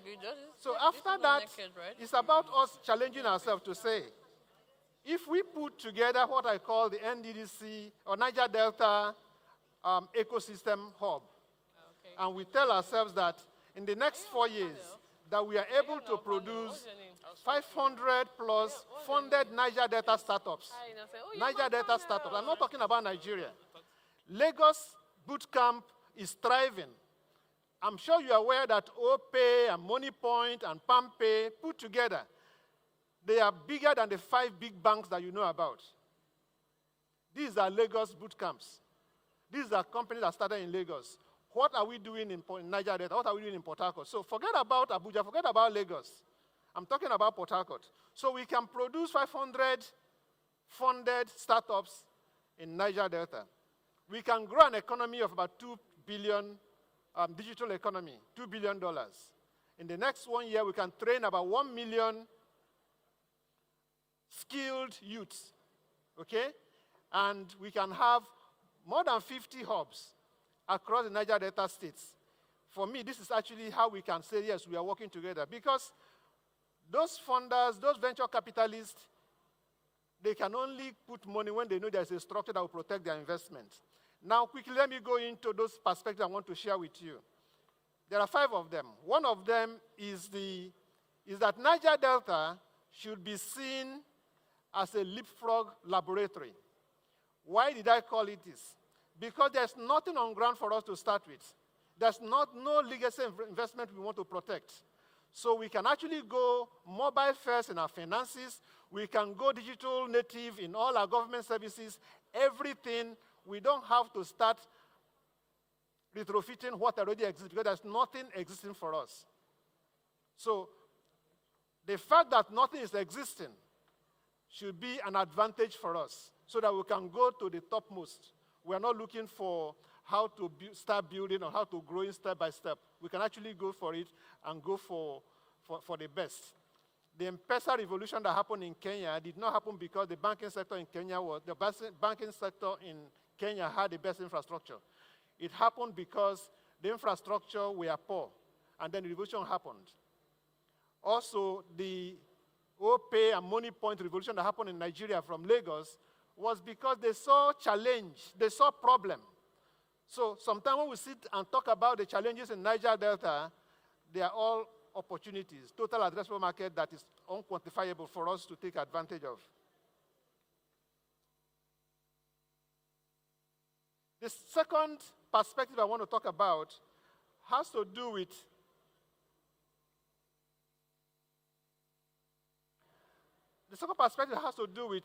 how also we look at the region where we find ourselves.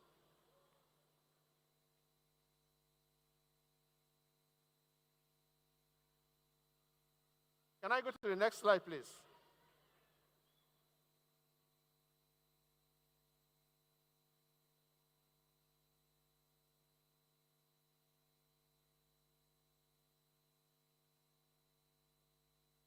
It can't be. Did somebody reduce my slides? Okay. So I talked about the leapfrog advantage. The second perspective I wanted to talk about is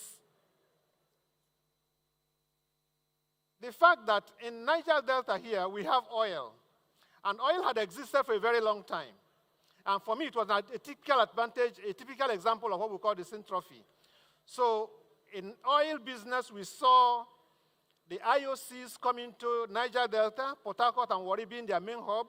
We saw government investing in them, collaborating with them. We saw different contractors working with them. We saw a whole lot of collaboration that happened to bring about the oil business. And that economy was about maybe over 60 years. We had over $1 trillion flying out. I think for us, in this era, is for us to build this tech hub. While the oil revenue flew out, because the owners were in Houston and The Hague, the contractors were from Lagos and Abuja. When we build this tech ecosystem, let it be that it's owned by the Niger Delta people. Let it be that the money can flow inwards. So that's the perspective. Why the oil money flew outside? Let's be sure that this entropy that we're talking about today helps us to keep money inwards and have investors that are local within the region.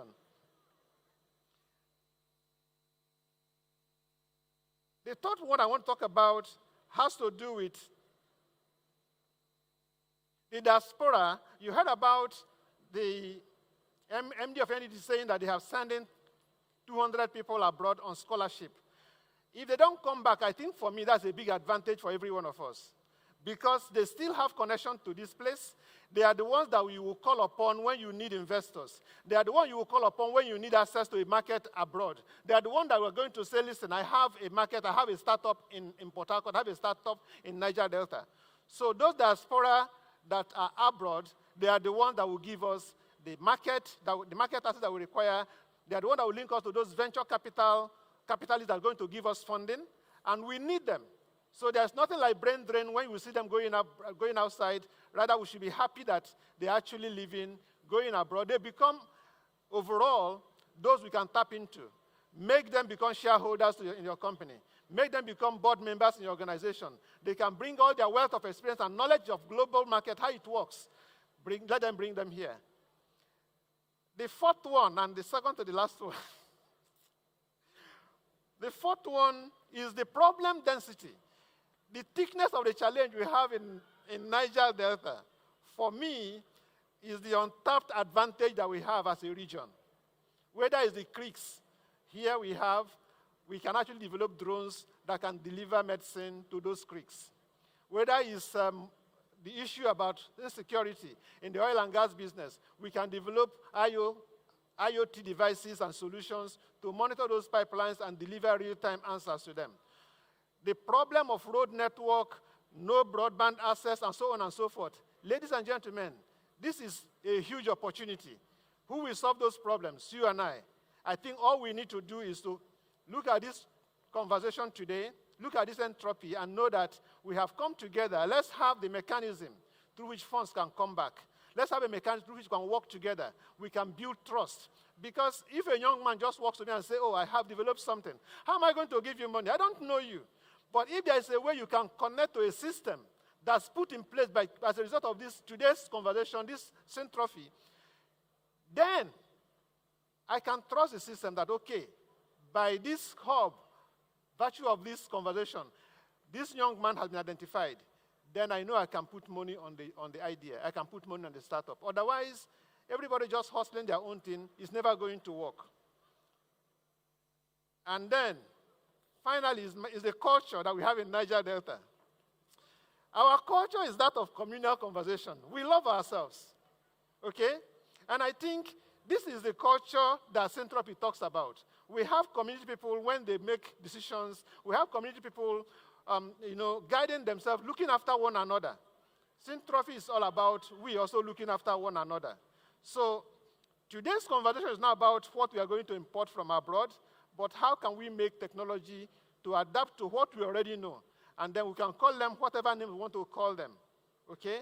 But I'm saying in essence that Syntropy is already in action. We have seen it in the oil and gas space. We've seen how we can leapfrog on it. We have seen it play out because of the issues that we have within the region. In different forms, we interact with it. So I think that you and I just need to come together. This event is about making those connections that is needed. Don't allow NDDC to walk away without you having to know someone there. Don't allow any professor to go away from this place without you knowing what they do. Don't allow anybody that comes in here without you making a tangible connection, because you are one of those lines that need to be connected. You are one of those connectors. When we design this ecosystem, let it be that you are one of those designers. When we build this tech hub, let it be that the money will flow to you and not flow to investors in London and Lagos and Abuja. You are the one that should benefit from it. Thank you so much. We are the ones to benefit from it. Thank you so much, Mr. Chooks of Parker. He has shown us Syntropy in practice, already existing in different industries, and it is time for us to take charge. Please, once again, appreciate his intervention today with a round of applause. Thank you, sir. Alliance Française will speak to us for a moment, sharing insights about what exactly the offer is, how you can connect, and how we can synthropize together. Please welcome Marina Lacal from Alliance Française as she makes her way to stage. Welcome, Marina.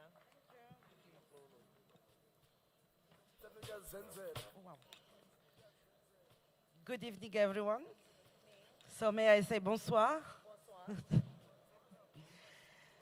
So there is a word at the heart of this expo. It's syntropy. Systems that come together to create something greater than the sum of their parts. I want to tell you about an organization that has lived by this word for more than 40 years here in Port Harcourt. This is the organization that I represent today. This is Alliance Française pour Harcourt. My name is Marina Lacal. I'm French. I arrived in Nigeria 9 years ago, and for nearly 5 years, I had the privilege of directing the Alliance Française Port Harcourt. So what I'm sharing with you today, it's my vision of what this organization is doing. Most of the people know one thing about us. We are teaching French. Yes. Every day, people work in the language through Alliance Française, because Nigeria is surrounded by French-speaking neighbors. And across the world, French is spoken by nearly 400 million people. This is the fourth most spoken language on the planet.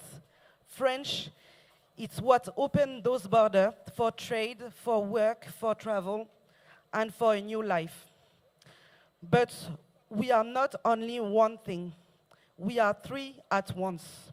A language center, an official accredited certification center, and a cultural center. And these three sides don't sit side by side. They feed each other. Learning a language without culture is just grammar. But learn it through music, through film, through debate, and it comes alive. Three missions converging into one experience. This is syntropy. People assume that an Alliance Française exists to show off French culture. Let me clear it up. French, it's our starting point. But French language doesn't belong to France. It belongs to everyone who speaks it, from West Africa to the Caribbean to the Pacific. It's a shared ground, not a one-way street. So, we don't deliver a culture to Port Harcourt. We create space where the things meet as equal. A Nigerian musician and a Francophone son. A local artist and a perspective from somewhere else. A debate that matters here in Port Harcourt and a film made far away. And all of them, they're asking the same question. So different cultures meeting on the same level ground. This is syntropy. So what Alliance Française is actually doing? We are celebrating music, we are celebrating dance, visual arts, books, and we organize events to showcase it. We screen documentaries, we host debates on some questions that matter. For example, environment, justice, human rights, and to some extent, to try to the big question, who we are as a society. We work with children, with university, with Nigerian artists, with local organizations. We build projects around the moment that bring the society together to think about it. So it could be a documentary movie that is followed by a debate, an exhibition for which we invite school and university, a public reading, a concert, a conversation that starts into a courtyard in Old GRA and that continue long after where people live. For French learners, this content is a chance because they have the opportunity to learn the language into the real life. But for everyone else, it's also a way for them to access to some content through mediation and translation. Alliance Française Port Harcourt is also a platform. In our premises, you will often find projects in their very first days or artists on the stage just at their very beginning, in the hope that this first step with us help them to find their founders, their audience in their place and in the society.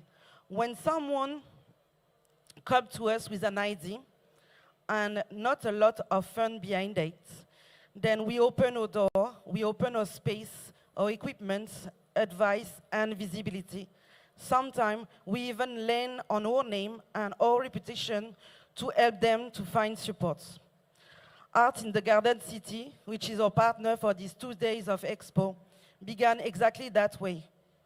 They came as a monthly film screening program on social issue.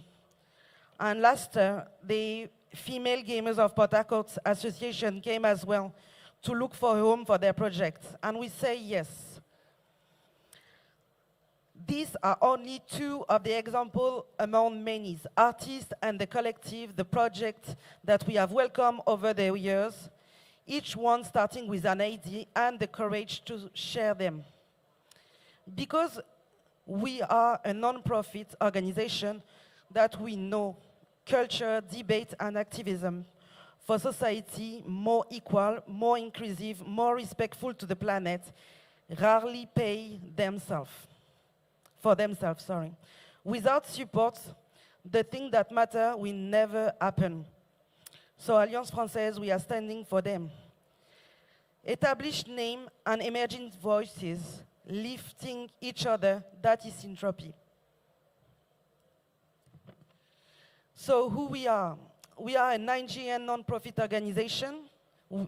This organization is run by Nigerians here in Port Harcourt for over 40 years, and a house that open for everyone. Whether you come to learn a language, you are young, you are old, whether you come to discover an artist, to support another one, whether you come to share an idea for the society we live in, there is a space for you in Alliance Française Port Harcourt. And when all of these people meet under one roof, learner, artist, dreamer, civil society organization, and create something none of them could have created alone, that has a name. That is Syntropy. Thank you very much. Thank you, Marina. Thank you to the entirety of Alliance Française. Over 40 years running as a non-profit organization here in Nigeria, collaborating with different organizations and individuals. And at the Port Harcourt Tech Expo 2026, they've shown solidarity again. Please appreciate Alliance Française. Thank you. Before I bring up the next panel, I would ask and plead and crave your indulgence. Please oblige. If there are seats that are still unoccupied in front of you, please occupy them. Please, please, please, please. Just occupy them, please. The panel is coming in. Let's have a closer conversation. I see somebody moving. Thank you so much. God bless you. As you move, please, those of us, a number of seats unoccupied in front, please, yes, a few more people are moving. Fantastic. Thank you. Thank you. All the way, keep going, all the way. Thank you, thank you, thank you, thank you. The organizers have been told the ACs, I think some of them have been, the temperature has been taken up, so it's a bit warmer. Some people are moving. Thank you so much. For those who are up here, it's easier to see you when they're speaking to you. Over there, we're still expecting some movement. Thank you. Fantastic. Phenomenal. Thank you. This next panel is on the creative economy. What does the creative economy have to do with tech? And what does tech have to do with the creative economy? Juliet David West will be leading the session. Introductions will be made. The panel session is 35 minutes, 25 for conversation, and 10 for questions and answers. Introductions will be made, and they come up stage immediately. Enjoy the creative economy panel.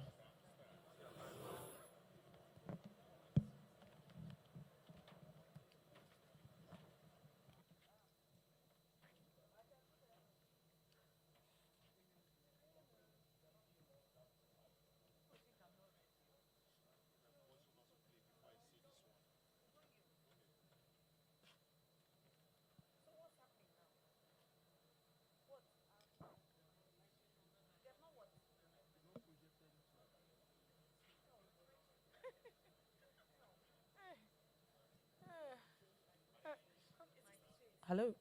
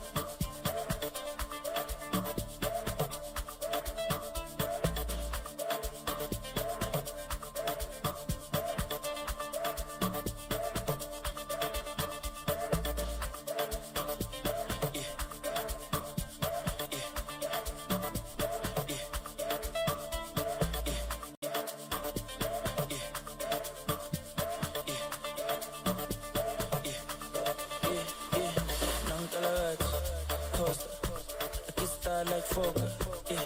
Pull up in a beam, too much, too clean, young taller. Aye, don't foster. Serious and daughter, a big time player. Crib too big and ganja.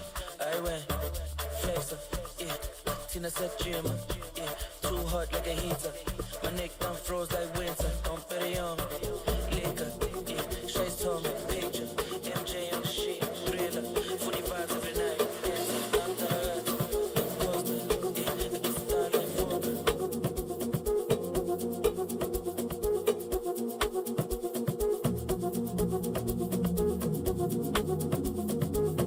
Of experience, Juliet David West II. Juliet David West II.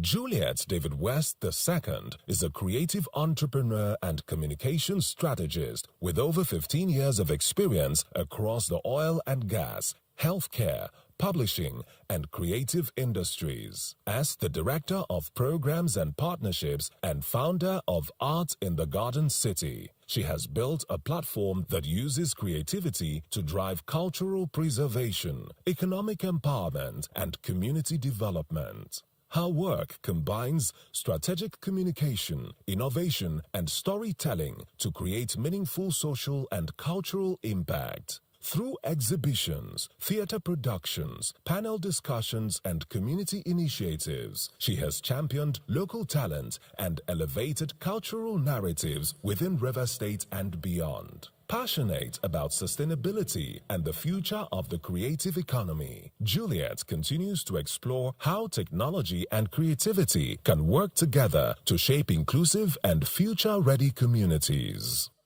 Rita Anwere-Chinda Esquire. Rita Anwere-Chinda is a lecturer at the River State University, intellectual property expert, and doctoral researcher specializing in African intangible cultural heritage and traditional knowledge. She holds a master's degree in intellectual property and information technology from the University of Derby, UK, and is widely recognized as a leading voice in intellectual property law across Africa. Rita is the creator and host of IP series, Sub-Saharan Africa's only dedicated intellectual property podcast, providing valuable insights for creatives, innovators, and policymakers. Her contributions to policy development include involvement in the Rivers State ICT policy and Nigeria's geographical indication law, helping to shape the future of innovation and intellectual property protection. An award-winning advocate and thought leader, she continues to champion the protection of Africa's cultural and creative assets while empowering individuals and institutions to unlock value through intellectual property. Somtochukwu Ajuluchukwu, Chief Executive Officer, Vortex Corp.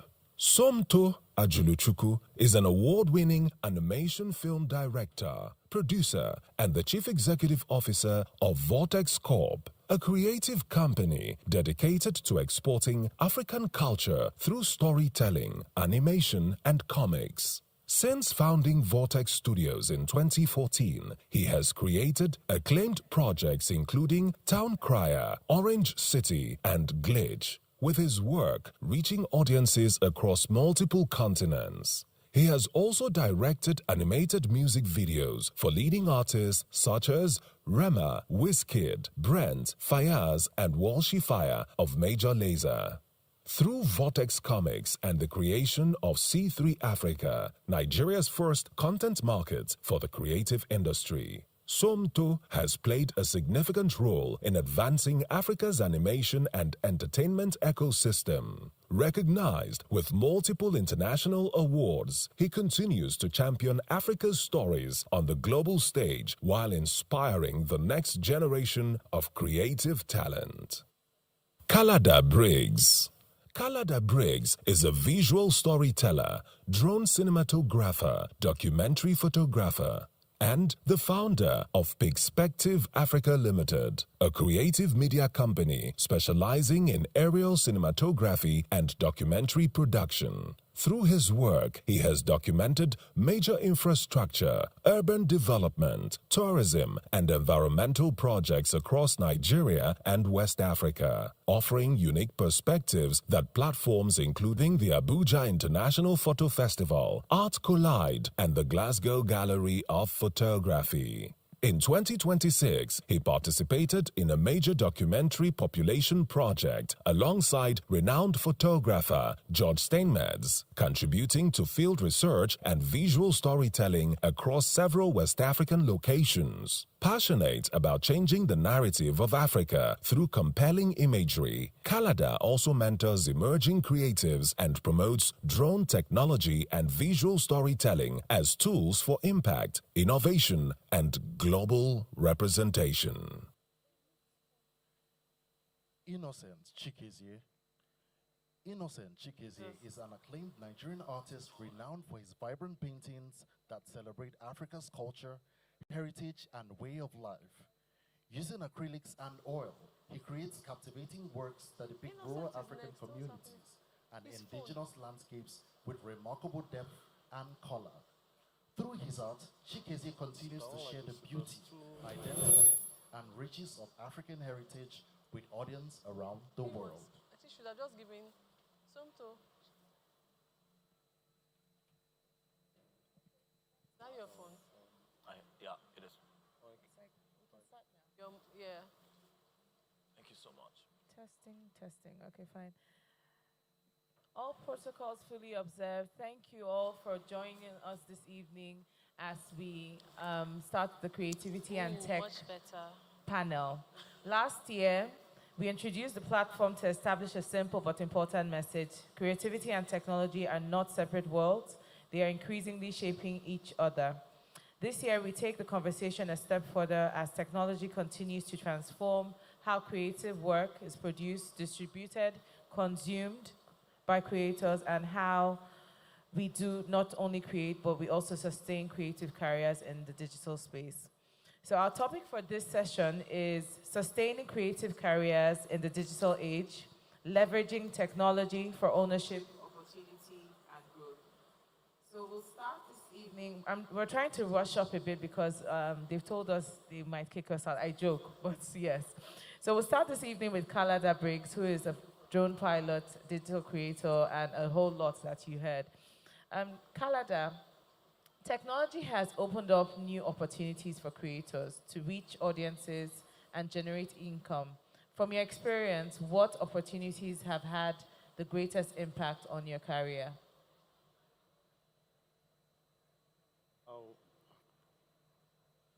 I'll use myself as a... Mic is bad. Okay. The internet is a very big place. We have over 7 billion users monthly. And I've leveraged that opportunity to sell my content. So basically, I'm into stock photography. And that stock market has, at the back end, has a lot of people looking for what Africa looks like. They want to see what Africa looks like. So I've leveraged that as a means to sell different stories and to sell different stories, basically. Am I? And that's... Oh. It's fine. We apologize for this, but we're going to pass it as the tech team is able to bring our mics up to date. Okay, so with Innocent Chikezi, I'm going to ask you 2 questions in one, multiple choice. As a visual artist, how has technology changed the way you create, showcase, and connect with your audience? Also, you've experienced unauthorized reproduction of your work. What does that reveal about the realities of protecting creative assets in the digital space? All right. Creativity is something that is inborn. As an artist, first of all, you must have the talent. Most people draw from childhood. But in the olden days, when we first started, like some years back, before the birth of technology, we depended solely on probably word of mouth and physical galleries, and people will have to tell other people about your great talent and all that kind of stuff. But today, it's no longer like that. You can just stay in your small little studio apartment and you paint and you record yourself throughout the process, and then you post it online, and before you know it, someone in America is seeing what you're doing. People can now connect worldwide. And not only that, you can also, do video and picture editings of your productions and make it more interesting. Add pictures and, slides and songs just to make it very, very attractive to the audience. So technology has helped a lot. The kind of images we created then and the ones we are creating now, you can see that people have access to a lot of references. Like, for example, if you go to Pinterest, or you go to Google or any of these image generating websites, you see a lot of ideas, pictures of other people that you can, leverage your design on. So those has been very, very helpful. Then when you talk about the effect of technology on the other side, because you put out your work out there, it's already on the digital space. You no longer have that control of who distributes it and where it goes. So a lot of people also misappropriate that opportunity, and then they copy your creative works. And it hurts so much when you are in that space, and then you create something, your brainchild, something that you generated from the scratch. For example, I used to compose my own ideas. I get people sit together, and then I take pictures of them, and then I create my work. And then it will be very, very sad to see that someone else who doesn't know the story of what you have created, who doesn't know where the ideas came from, has copied, your concept. It happened to me once. I think there was this big organization here in Port Harcourt. They invited me and they wanted to use my works to decorate their space. So they asked me to submit proposals and images of my work, which I did. And then it turns out that they were not able to pay the price I told them. So, but then they went behind my back and then used another artist to do the same work. But unfortunately, yes, what they did was, what was very, very, disheartening was the fact that they gave the artist my portfolio, and the artist had to copy, everything. And the one that paid me the most was the picture of my younger brother carrying my two little children on the bicycle, which I took by myself. And these are members of my family. And the guy painted my younger brother, making him look like an old man. And then my little children were looking very funny. And, it hurts me so badly that I see that picture hanging on the wall. It's not me creating it now. Someone else have created it using my family and my concept. And it's very annoying, to be honest. Disheartening, yeah, I understand. That's what creatives, tend to have. These are the stories that you hear about a lot in this space when, works are not protected.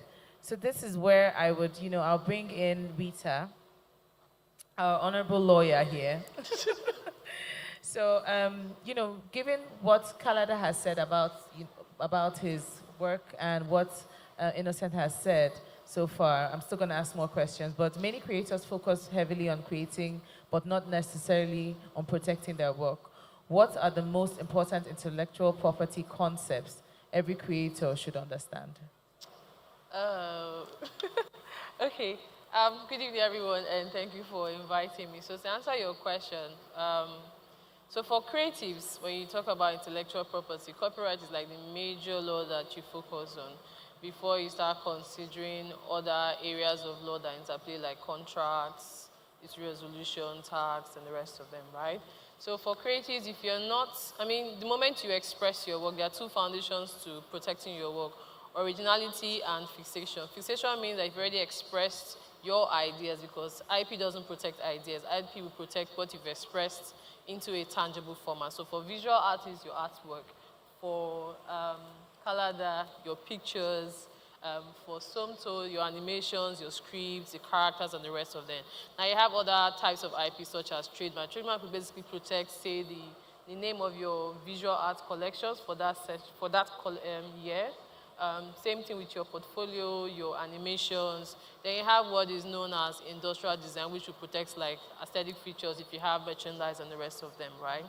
Now, bringing it back to creators. If you do not document whatever you've created, that means you can't claim ownership, because he who creates is recognized as the initial author. However, it's the person that owns the work that now gets to commercialize it. So you have various exclusive rights, such as the right to reproduce, to distribute, publish, and the rest of them. Now, all of these copyrighted material all have exclusive rights that the law gives you. You now have what is known as the performance aspect if you are a musician or an artist, right?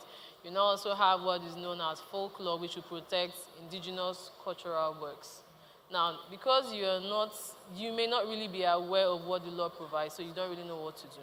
So your regulatory body who you should be interacting with first is the Nigerian Copyright Commission. Then you have what is now known as your collecting society or collective management organizations, who basically act as middlemen between you and third parties who want to commercialize your work through licensing, right? So you have to assign your rights to those group of persons. So for musicians, those in audiovisual, that's cinematography, if you're in the film industry, you publish, you are also an artist like Innocent. They have various collective society. Okay, I wanted to find out, so if a creator now wants to protect their work, are they supposed to get a lawyer, or they can just walk into the Copyright Commission? Where can they find them to what sort of things? So at the moment, registrations are done online, so you can choose to register yourself, or you use a lawyer or a law firm that is versed in IP to do that registration for you, because the cost is going to be different. If you do it yourself, it's cheaper. If you do it with a lawyer or a law firm, it's going to cost you money, because you have to pay for professional service and the rest of them. But other than that, you need to take your contract and documentation seriously, right? You need to state who owns what. If you were commissioned to do the work, if it was done during employment, if it was a one-off thing. I usually don't tell people to sell off, because it's better you license, because all of the copyrights last between 50 to 70 years, depending on type of copyright. Interestingly, the new copyright, not new anyways, it was 3 years ago, but the Copyright Act now has provision for anonymous and pseudo works. So until you publish it, your term of duration starts to count. Prior to that, nothing. So the NCC also has like a dispute resolution mechanism that helps creatives to solve their dispute. So it could be for royalty, licensing, or any other miscellaneous things that the commission may deem right. And they also recently went into a collaboration with the World Intellectual Property Organization Nigeria office, that's WIPO Nigeria, to create like an informal... You said WIPO, what's WIPO? WIPO is World Intellectual Property Organization. So they have a Nigerian office which the DG came into Nigeria last week to commission, and but they've been in Nigeria for at least, I think, a minimum of 4 years now. Okay. Yeah, so. Thank you so much for that. So, Somto, this question goes to you. What technologies or digital tools are currently creating the biggest opportunities for creators to protect, distribute, and monetize their work? Thank you for your question. I'm selfish to say Scroll. Scroll is something that we've been building, which gives creators the tools to generate images and video and audio, and also monetize them at a micro level. But in general, to start with your question, I think she already said everything about protecting creative work. So I'm just going to speak on, new technology that helps amplify creativity. I don't know if anyone has heard of this brand new thing nobody has ever done called AI. Yeah, it's finally, in my opinion, working in animation for the past 10 years, I'm going to give you a little snippet on what it takes to make 1 minute of animation, right? You're gonna need to hire a writer. If you're not, you're gonna need to hire a writer to start with. If you're not the writer yourself, then you're gonna need to get an editor. You can also be the editor yourself, right? But one thing you're not is a storyboard artist. And after you get a storyboard artist, you're gonna need a character designer. And after you get a character designer, you're gonna need a concept artist. And after you get a concept artist, you're gonna need a background artist. 1 minute, right? You haven't gone past 1 minute yet. And after a concept artist, you're gonna get what they call a keyframe animator if you're doing 2D animation, right? The keyframe animator is gonna work with the colorist who is gonna color the work after he's keyframed it. And you have someone that's gonna do your shadow and lights. And you have a really special person called the compositor who does the composition. You realize in 1 minute of a production that you're making, you've spent about $30,000 and you've employed about 12 people. And it's very important because, someone has to do that work, right?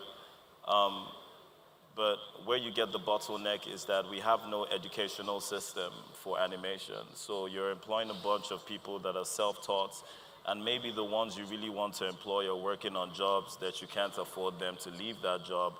So they take your job and work on your 1 minute animation for 8 months. And that's how you never make your 1 minute animated film, right? That's 10 years of experience talking.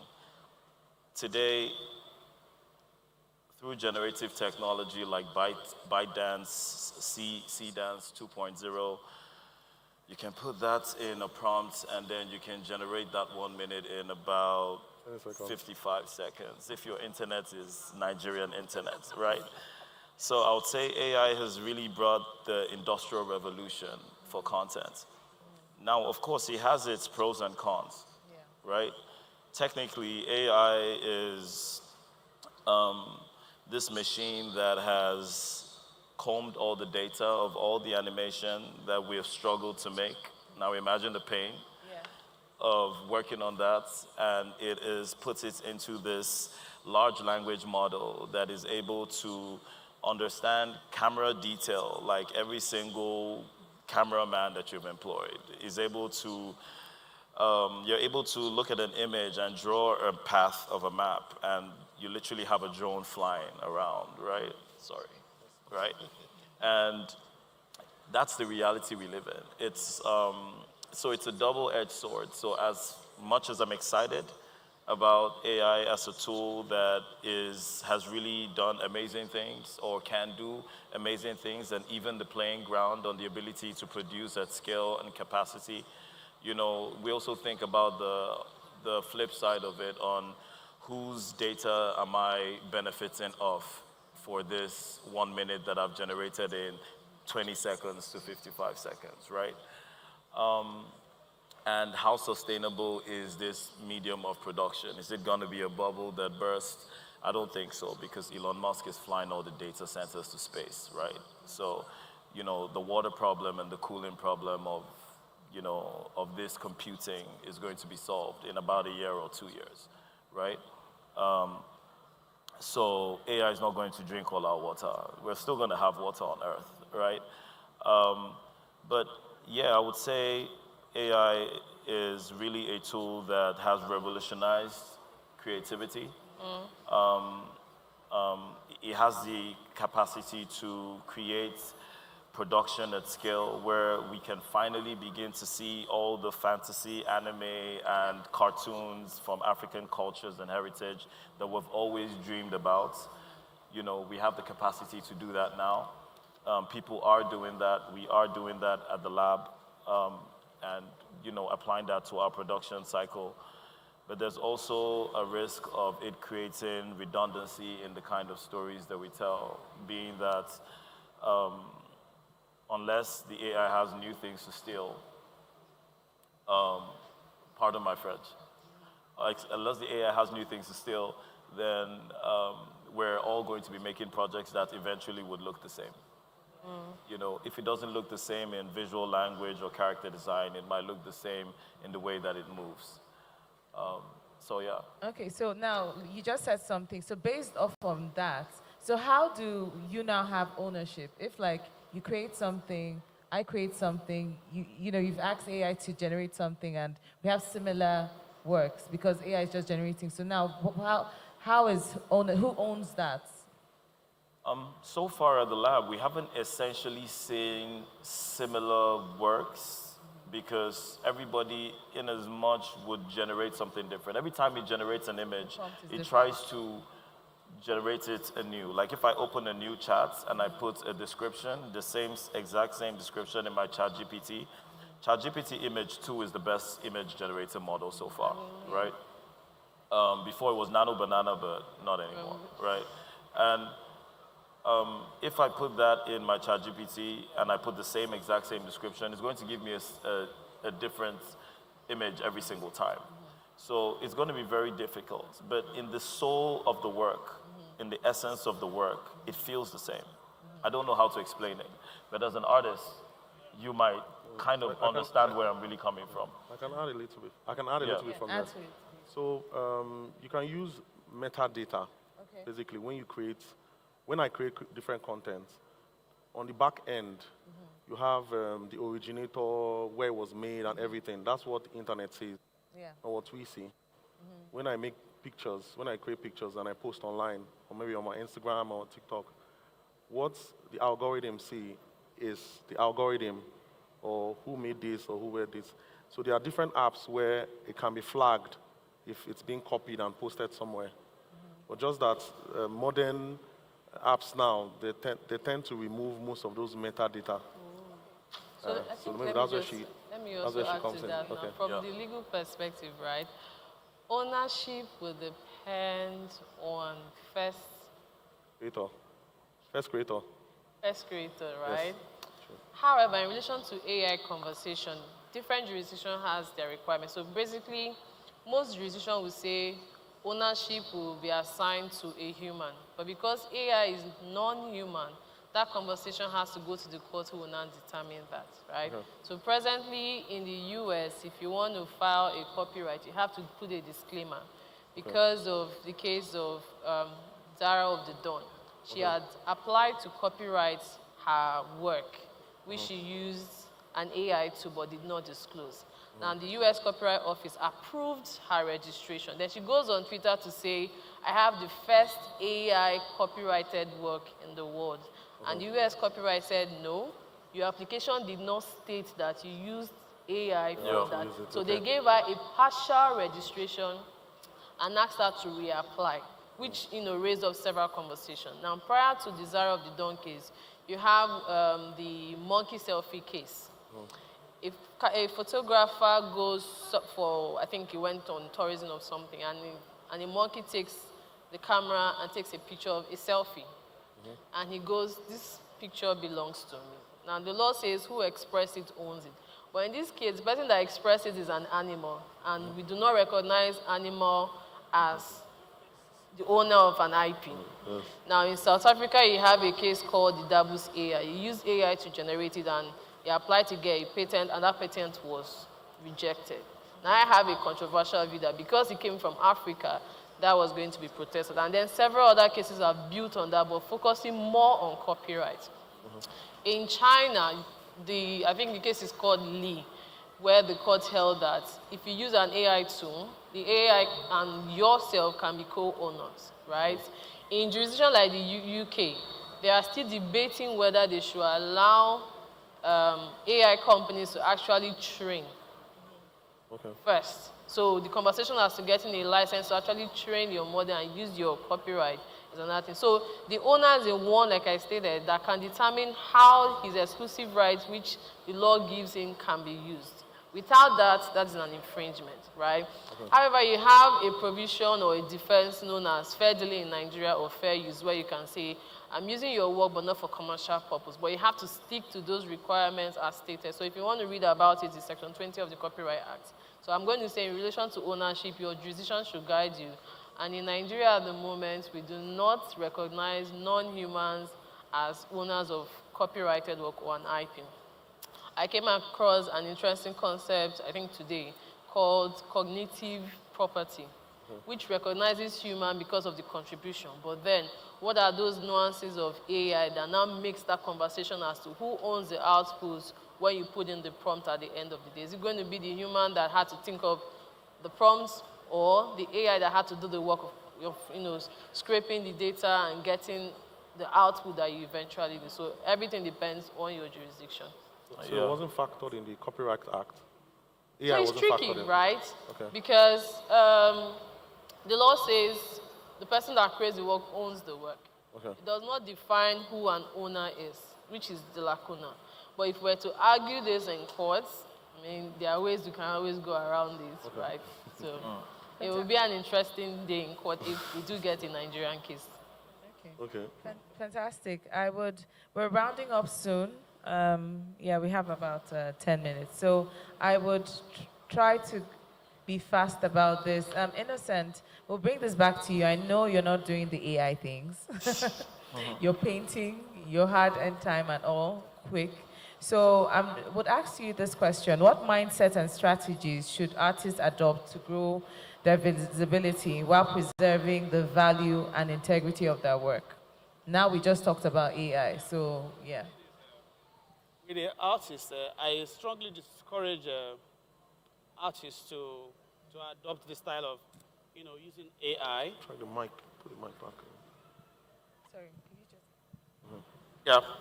Okay. So I completely discourage the artists from using AI to generate images and also, just copying it the way it is. All right. Okay. So I will advise that people, when they generate these images online or through the AI app, you don't just try to copy everything that the AI has given to you. You have to find a way to manipulate it so that it becomes your own original. But the most important thing for every artist to do is to own the image. Start from the beginning, make it your own. Before you go to AI to look for a way to enhance it, you have to originally create your own image. That's the only way. Originality is the only thing that can never be copied. If somebody is copying your work and he doesn't know the story behind your work, then the person is just wasting their time.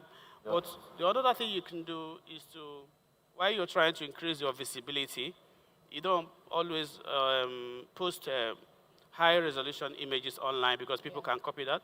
You also try to document and date, all your work, the processes, the way you do it, and then tell the world what you're doing and why you're doing it. So that kind of limits somebody who wants to copy.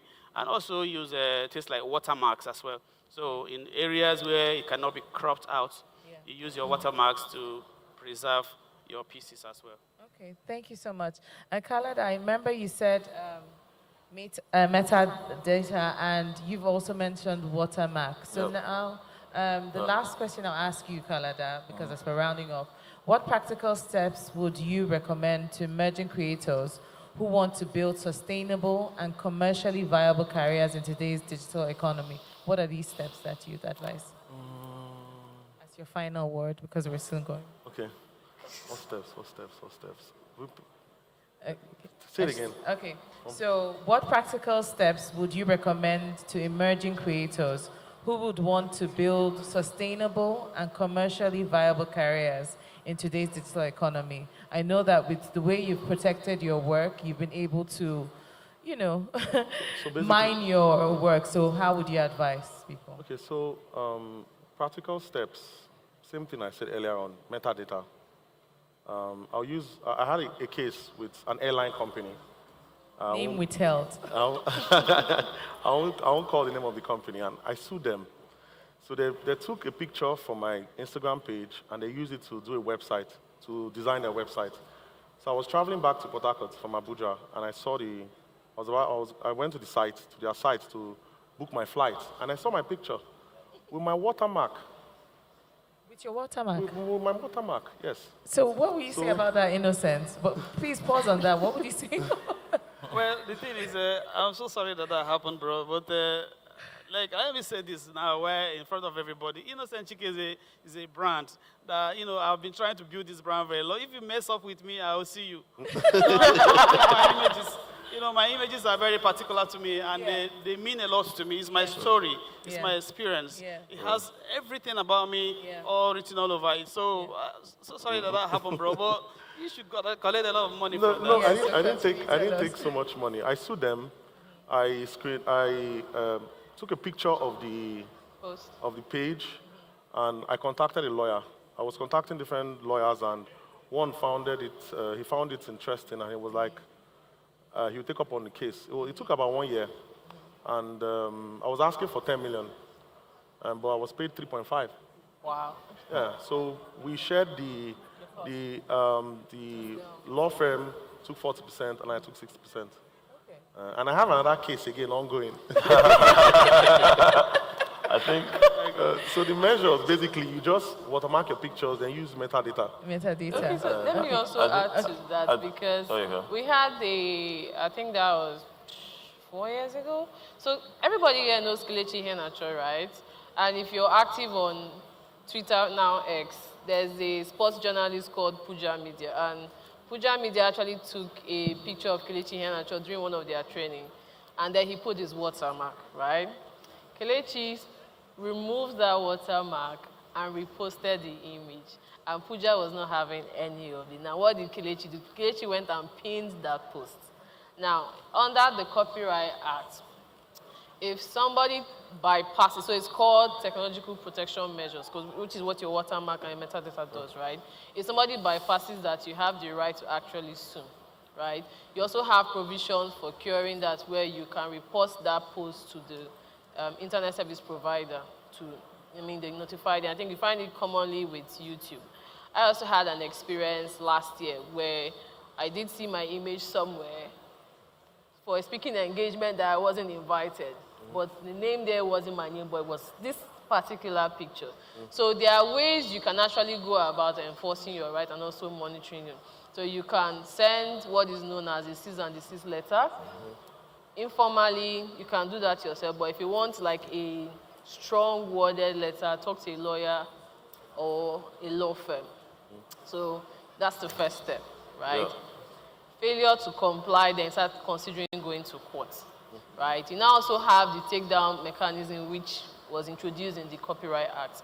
In the US, it's known as the takedown notice, which is the DMCA for all platforms, right? So if that doesn't work, you can now use the Gen Z method, which is set your ring lights, turn on your light, and drag the living daylight of that person. It does work, because Living in Bondage had featured an artist work, and this is where Innocent comes in.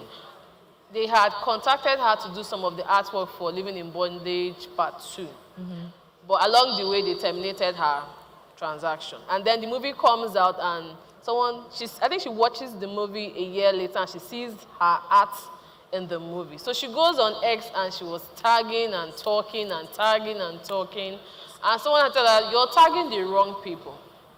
But I believe they settled out of court. So in such instance, sometimes going to court might not be the best thing. So which is why, like I mentioned, that NCC has a dispute resolution mechanism. You can explore. So we also have a multi-door courthouse in Rivers State where you can also explore to resolve your dispute either through mediation. Arbitration, like I will tell people, is for huge commercial transactions. If it's not in the hundreds of millions, please opt for mediation or negotiation, right? Now, if it's a contract-based issue like Innocent had, maybe you sign an agreement, you drop portfolio. I'm aware of a case that someone sued a telecom because they used his concept. And how he won that case was there was proof of documentation. They were able to trace emails. He sent the project using DHL, so they could not deny that they did not have access. A few years ago as well, an artist had made a recommendation to First Bank. He redid their logo for the, I think, 150th anniversary. And according to him, that logo was similar to what he had proposed. Now, did he win that case? He did not, because it's easy to say your work is similar, but if you cannot prove that that person had access to your work, it's going to be difficult for you to actually say, okay, this person saw my work, took his time and intentionally decided that he was going to reproduce my work without my consent. So that's just fantastic. Before they tell us that this is turning into a law panel. So, and as a last question, this will be to some last question. Looking ahead, what trends do you believe will most significantly shape ownership, authenticity, and value creation in the creative economy? 1 minute, please. Say that again. Looking ahead, what trends do you believe will most significantly shape ownership, authenticity, and value creation in the creative economy? 1 minute. I would say, first and foremost, I feel like building intellectual property is deeper than like a single image or maybe a scene that you generated from a video. You know, there's so much that goes into a story and building a universe that helps you create an encompassing IP, you know, when it comes to storytelling. I also feel like distribution methods are drastically going to change in our future. The way we consume content is changing. Nobody wants to sit down in front of a TV for over an hour anymore. You know, I realize when I watch a series or I watch a movie, it's usually background music. But the times that I'm completely locked in something is when it's really short form. So I feel we live in an age of creators where the studio system is going to break down. The TV system and the network system is going to break down. It's even over for Netflix and Prime. They're running on stockholders' money anyway. There's no way Netflix, if they were running a legitimate brick-and-mortar business, that they'll still be surviving now. You know, the reason why Netflix exists is because people like us are stockholders in their stock, right? And they're a publicly traded company. So I feel like content is going to become more independent. Storytelling is going to take a more independent role and more minimal micro role, micro dramas, micro audio, comic panels instead of comic books. So the cost of production is going to go down in a huge way, and technology is going to amplify the scale at which people can produce, you know, and through technology we can protect it. Okay, fantastic. So I think that we're done before we get pulled out. So thank you so much, and we'll see you next year. And if I don't know, do we have Q&A or no? No Q&A. But if you want to find us about Art in the Garden City on Instagram, we are artinthegardencity.ng. Thank you so much. Thank you, Juliet. And the entire panel, please stand together for a group photograph. Please stand together. Photographers, please, let's take this very quick group photo. Thank you for delving into the conversations about the concerns in the creative space and how... I didn't take too much time. Say that? I didn't take too much time. And how tech is making things easier, changing the game. Thank you so much. Tomorrow, I'm sure we'll hear more from the legal tech because some of the questions will come up again in other ways. We're about to go into the final session for today. The final session for day one of the Port Harcourt Tech Expo 2026. Before I welcome the final session, which is Agri-Tech, let's let you know that the first 100 people to arrive tomorrow will gain access to 2 masterclasses of your choice. One masterclass is job market readiness. Job market readiness. And the second masterclass is pitch with precision, communicating your tech solution to non-technical audiences. Many of us have solutions we are not able to translate in language that people understand, so the masterclass will teach you how to communicate that to your audience. That masterclass will be taken by me, Joyce Daniels, yours truly, and job market readiness. Someone is clapping over there. Clap very well. Thank you, thank you, thank you, thank you. I heard it. Job market readiness will be taken by my brother, Iyene Ikpe, who is from the Genesis Tech Hub. Also, tonight, immediately after we're done with the next panel, there will be 2 parties, 2 after parties going on. One will go on in here, which is the silent party. You wear the headset, you listen to the DJ. There'll be 2 DJs playing, so you dance, nobody hears the sound. The street party will be taking place outside where there will be sound and you would enjoy it. So stay back and enjoy the party. And parties come with music and small chop chop. Somebody say chop chop. All right. Also, we're still not done. For the first set of people to arrive tomorrow, an undisclosed number of tablets and phones will be given as gifts for coming on time. So if you have been praying, Father Lord, may I change this tablet in 2026? Your answer is here. What is the answer?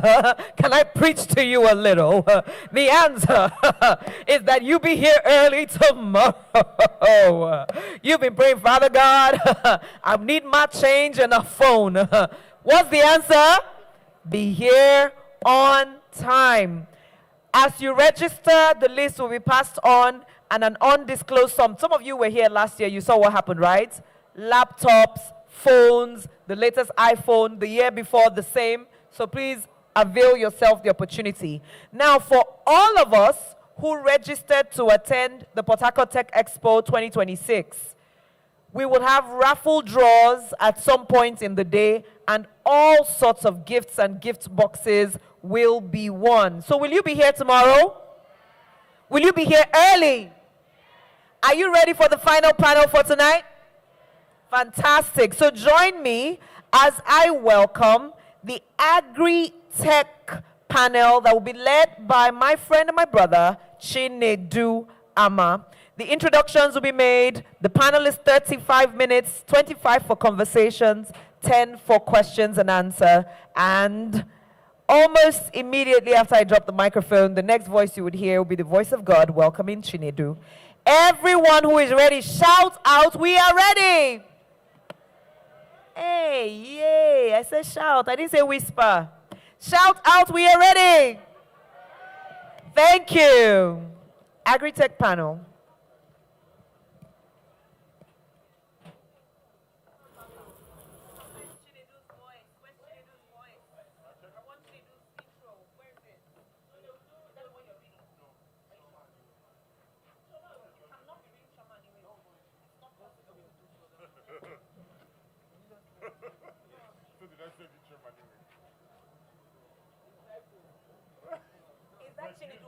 Your name replaced my name. Loud, shout. Yes. Chinedu Ama, Regional Director, Zipline Nigeria, a seasoned business leader and partnership experts driving initiatives that improve accessibility and operational efficiency.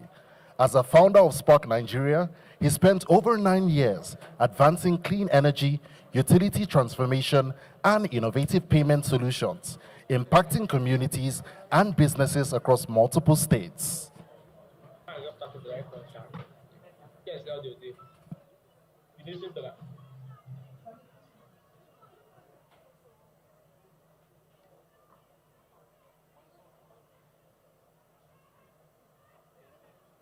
dedicated. Uche Yeshua Chugbo.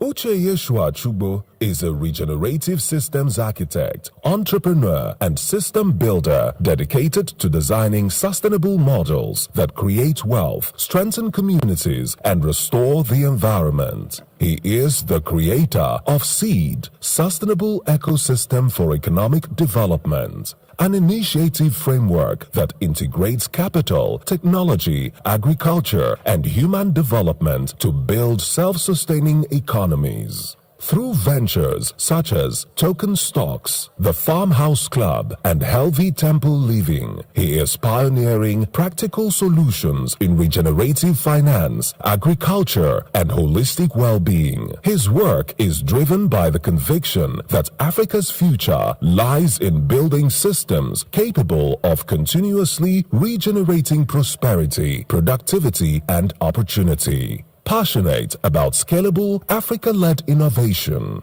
Uche Yeshua is committed to creating solutions that leave people, communities, and natural resources better than they were found.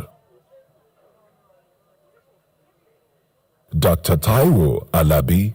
Dr. Taiwo Badebo Alabi is a distinguished veterinary doctor, agribusiness consultant, and agricultural entrepreneur with decades of experience advancing livestock production and food security in Nigeria. A graduate of the University of Ibadan with a Doctor of Veterinary Medicine (DVM) degree, he has built a career spanning farm management, agribusiness development, and agricultural policy advisory. As the founder of Crown AgroVet Consult, he leads a team of professionals providing innovative solutions across the agriculture and livestock value chain. Throughout his career, he has served as a consultant and technical advisor to government agencies, development programs, youth entrepreneurship initiatives, and major agricultural projects across Nigeria and beyond. Widely recognized for his contributions to veterinary practice and agribusiness development, Dr. Alabi remains a passionate advocate for sustainable agriculture, youth empowerment, and the farm-to-work approach to food production. Thank you, gentlemen. Thank you for joining us on stage for this year's conversation on agri-technology, 2026 Port Harcourt Tech Expo. A round of applause, please, ladies and gentlemen. And thank you for staying around, being part of this conversation. I know it's been interesting. I'd like to start today's conversation with Dr. Taiwo. Sorry for that. There's a lot of talk around meat production in Nigeria. In certain countries, they have evolved, even African countries, we can talk about Rwanda, for example, they've evolved towards driving artificial insemination for meat production. But I think those conversations are lost in Nigeria. Could you tell us what happens in that space if artificial insemination happens, or why it's not popular for us around here? Thank you very much for the privilege. Nigeria agricultural policies has actually retarded most of the agricultural programs. Wow. Because we are more of consumers, not producers. The Rwanda you refer to are producers. Rwanda government in year 2000, make a policy that every household must have a cow that produces milk for them. Until today, it's still on. But all those policies that Nigerian government has made, no one transgets to the grassroots. So we are not producer of agricultural products, but consumers. That is why it's not working. Wow, interesting. So when it comes to scaling meat production, are we implementing technologies to drive scale production, or do we still follow through with maybe traditional practices? if we really want to drive it in the right technology, the youth have to take the front page. Currently now, most of the agricultural projects or farms are being run by old people, elderly people. And you can't expect them to go on digitals.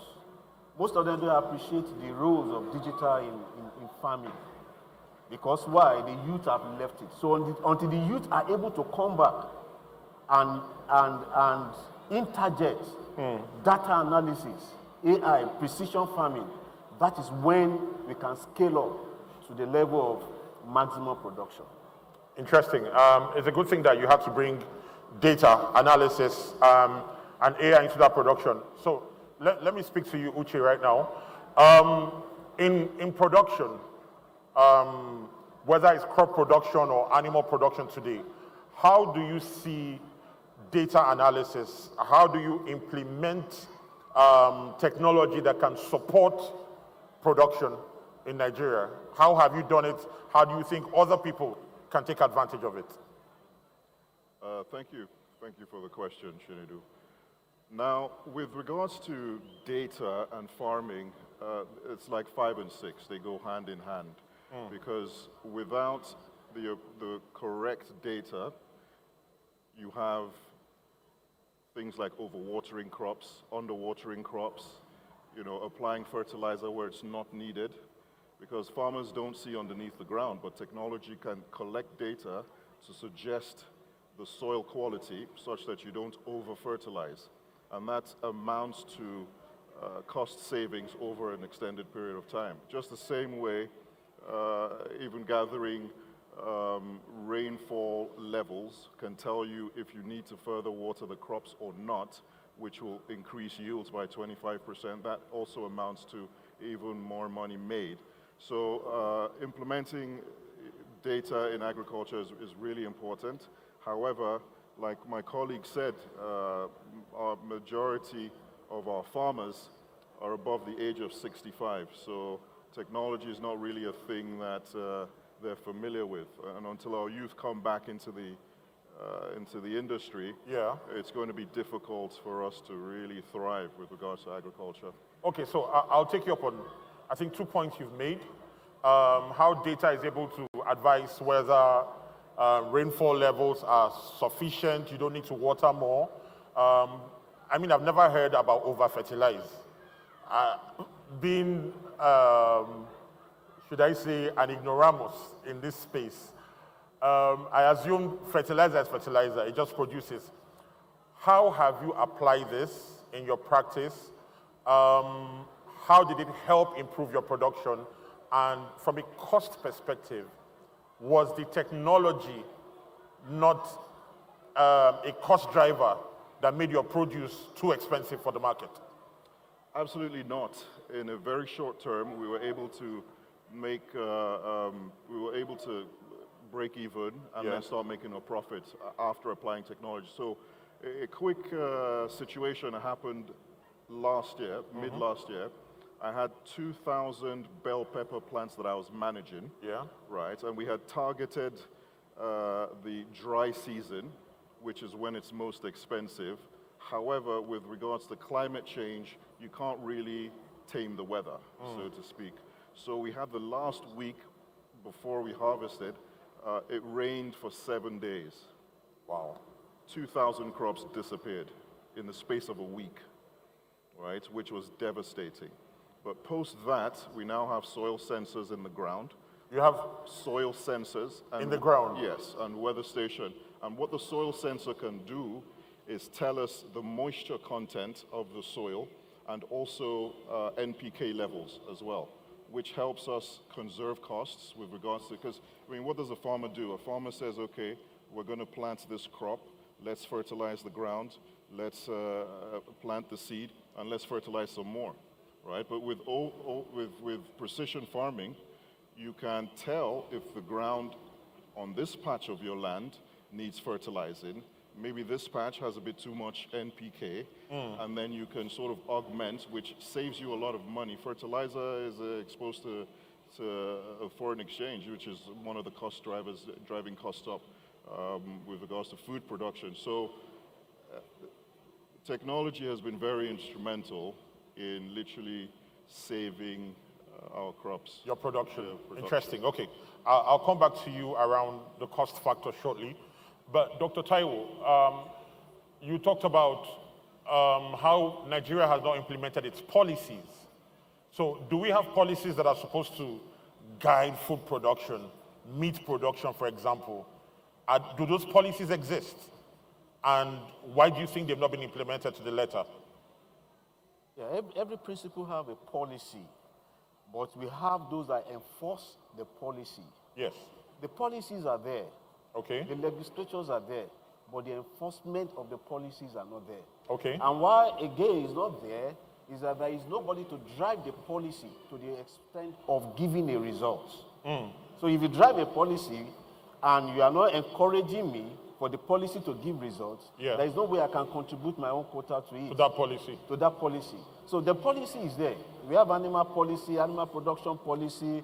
We have a lot of policy when it comes to animal production. But the legislature that's supposed to enforce the policy being used has not actually encouraged those that are supposed to make sure the policy works, the farmers. So the policies exist, but we've not implemented. Implementation, which is sadly a common reality we face in Nigeria. Exactly. But when you look at, if we look at the audience, right, a reality hits you beyond policy. I know that, I don't know how many farmers are in the audience or how many intending farmers are in the audience. Beyond policy, the Nigerian will ask you, how do I raise money to even start if I intend to start? Before we got on stage, we talked about the initiatives you've driven. Can you give us a brief about how that has grown, why it started, how it's grown, and how interested persons can come into partnership with your organization? In agriculture, generally, it's not a matter of money, it's the mindset. We have had cases that governments, private individuals, NGO gives money. But if the mindset is not right, you can't get the right results. So for you to go into agriculture or any of the agricultural projects and be successful, the first thing that must be solved is the mindset. Yes. Because it's an entrepreneurship program. Yes. It's not money. If they give you a starter pack, it's not money.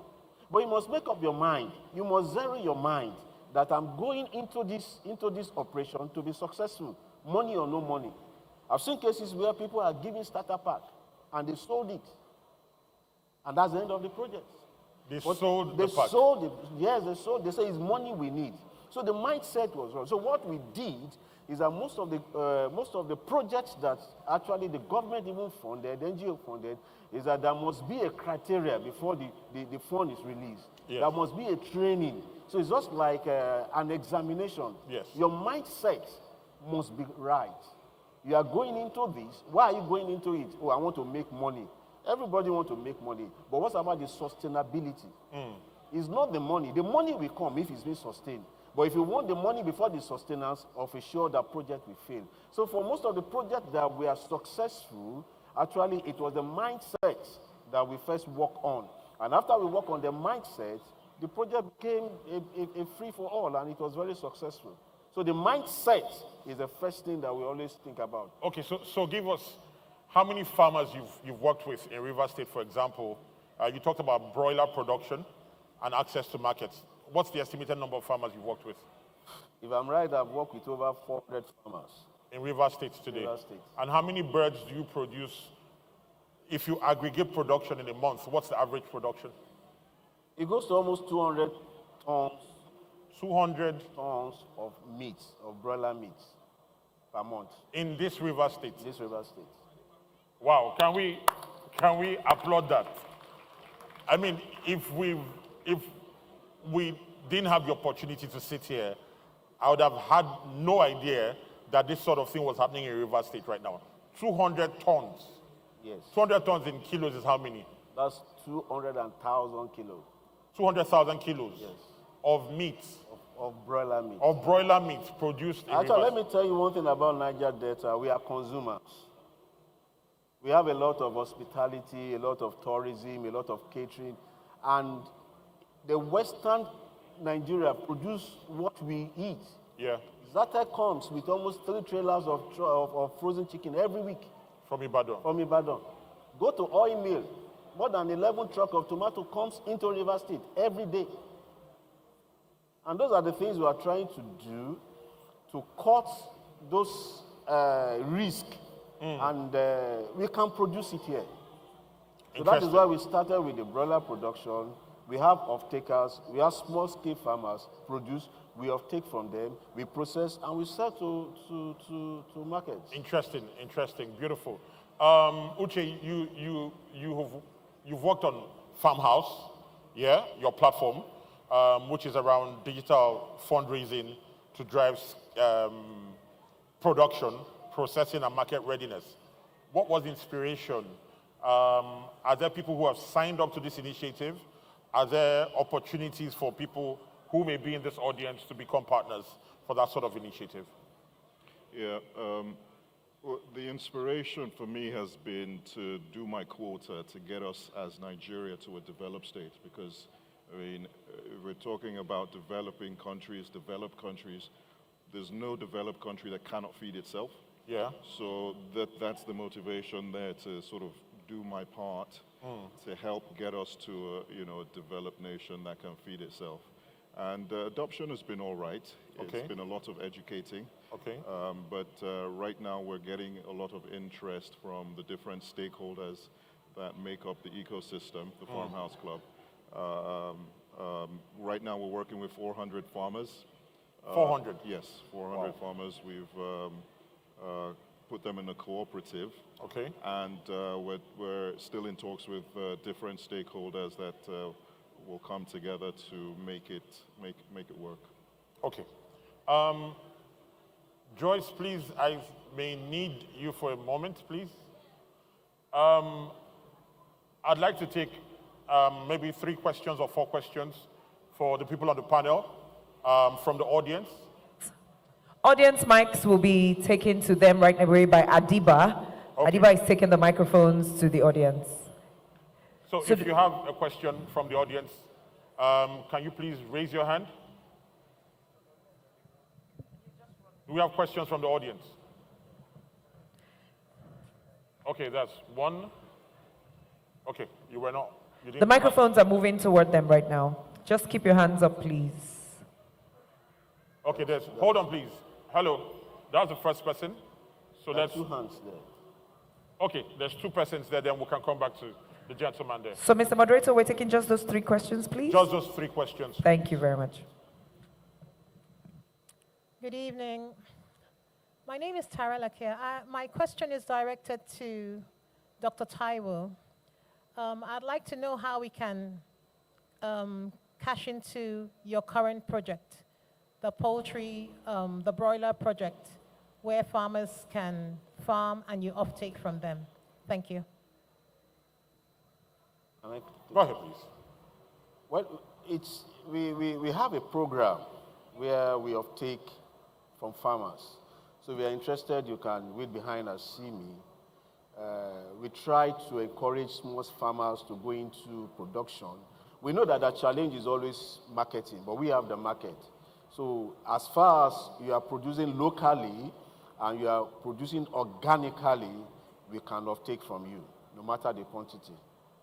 Thank you. So, Dr. Taiwo, do you train for, because I heard the way you stressed the organically, do you train your partners for organic production? Yeah, what we do is that we must enforce what we call the wholesome production of your meats, because most of the consumers want to certify that the meat they are eating is wholesome. So we visit your farm, we attach people to you. From the day old, we take record statistics, we weigh your birds, and we have a time frame. We give you the quantity of feed they must consume, the vaccination, and everything. So we follow up. So we just don't leave you, then by the time you want to sell, you're not saying you want to sell. No, we want to know how your bird grows. Yeah. So we visit your farm, we follow it up, and we make sure that the birds are produced wholesomely for an wholesome consumption. Thank you, sir. Okay, the next person, please. In the 1960s, Nigeria Your was name first, please. Okay, my name is Precious Ugochukwu. Okay. So in the 1960s, Nigeria was like top exporter of palm oil. That's the oil palm, and so. But currently now, due to some challenges, it's no longer the top exporter. They've lost the spot to places like Indonesia and Malaysia and Indonesia. So my question is, how can technology, understand, how can technology make the palm industry, that's the oil palm industry, better? That's to enhance palm oil production and also generate and also help better the GDP of Nigeria as a country or the economy of Nigeria as a country. Okay, Uche, you want to take that? I didn't get the last part of the question. How can technology drive the revival of the oil palm industry to increase its contribution to Nigeria's GDP, right? Yeah. That's awesome. economy. Okay. Well, technology can be used in a number of ways. In operations, for instance, to make sure the quality is at par with other producing countries in the world. And more importantly, actually, I think there's a financing issue, right? So technology could be used through the blockchain, through its attributes of trust, transparency, and traceability, to raise funds and also to track the production process of these palm trees. So those are the two ways that they can put us back on the map with regards to our palm oil exports. When you say blockchain, you know, we love to hear invest in crypto. When you say blockchain for agriculture, is that what you mean, invest in crypto? Or is there a value chain around blockchain for agriculture? Thank you for asking. I almost forgot to clarify that. No, so blockchain is the underpinning technology that drives cryptocurrency. Yeah. But when I say blockchain with regards to farming, I'm talking about blockchain's other attributes, such as trust, transparency, and traceability. So because the blockchain is immutable, these qualities can come into farming to make sure that our produce is trusted, is transparent, and is traceable. And these days with food fraud, with regards to even palm oil deforestation issues, we can use blockchain to segue away from those concerns with regards to palm oil production. Just with what you said, right, blockchain, palm oil production, is there a link between that and maybe the carbon credits market, for example? Because when I hear blockchain, palm oil production, scaling, is there a possibility around that as well? Absolutely. With regards to palm oil production, depending on if you grow it regeneratively, you can use the blockchain to track the carbon that has been sequestered by the palm trees, right? So as we know or may not know, palm trees, green plants generally sequester carbon from the atmosphere. Yeah. Right, and once that happens, blockchain could be used to track that immutably and then sell that, on the international market or carbon credit market. Okay, thank you. We'll have that conversation on the side, because I saw how Doctor was looking at you. He's also interested in that conversation. Okay, our last question before we go. Okay, good evening. Good evening. My question is to Sorry, Mr. your name first, please. Yeah, my name is Romeo Chikwado Nelson. Okay. My question is to Mr. Uche. Sorry, I believe it's because of the want of time. I didn't actually, and I believe like most of us here, get a better scope of what you are actually trying to tell us, because what we have done here is basically they talked about poultry. Other people are into piggery farming, and we're actually looking for a platform where we can actually get more information regarding to agri-finances and agri-intelligence, which I was thinking you actually speak more on that, but believe because of the water time. So kindly direct us how we can follow up after this place and learn more about what you do. I'm very, very much interested, sir. Okay, thank you for the question. Well, you can see me after the talk, or you can follow me on LinkedIn. My handle is Sorry, UCH. Uche, we still have 2.5 minutes. Okay. Take 1 minute and discuss financing for agro production around the farmhouse model. Okay, so 1 minute. What we do at the Farmhouse Club is we aggregate smallholder farmers, or farmers in general, against production processing systems. So we aggregate the risk rather than put it in the hands of smallholder farmers that are not very risk credit-worthy these days. We channel that towards processing plants. So if you're producing pigs, for instance, how can we add value to the pigs, right? What kind of processing is involved such that we can situate a processing plant near you and then we become access to market for you? This is one way that the Farmhouse Club can help smallholder farmers. But I'm happy to have that conversation with you after the show. Okay. Thank you, Dr. Taiwo. Thank you, Uche. And thank you to our lovely audience. I want to believe that the 35 minutes we've spent was worth it. You can find both gentlemen just outside of the backstage area for more conversations. And maybe you can ask Joy nicely if she can plan a master class tomorrow, because this is definitely one conversation that shouldn't end here. Thank you, and a round of applause for yourselves. And thank you, Chinedu, for steering the conversation. We'll take a group photograph together right there. Smiling toward better days in agri-tech. Okay, we're good here. The technology helping agribusinesses scale from aggregation to soil treatment to all other wonderful things that some of us laymen are hearing for the first time. But we are happy for those who are in the business. There are ways forward. Are they smiling? Did they smile? They didn't smile. Okay, please, sir. You say you didn't smile. So please smile and say agree. Agree. Oh, wow. Love it. Thank you, guys. Thank you so much. Immediately after this, as we say good night for today, remember the after party holds here and outside. There are vendors that have food and drinks that you can buy to enjoy yourself. So please enjoy. Tomorrow morning, as we said, there'll be lots to give, lots to gain by coming early. We have 2 master classes, one for job creation readiness, job market readiness, and the other one for pitching your business. See you tomorrow bright and early.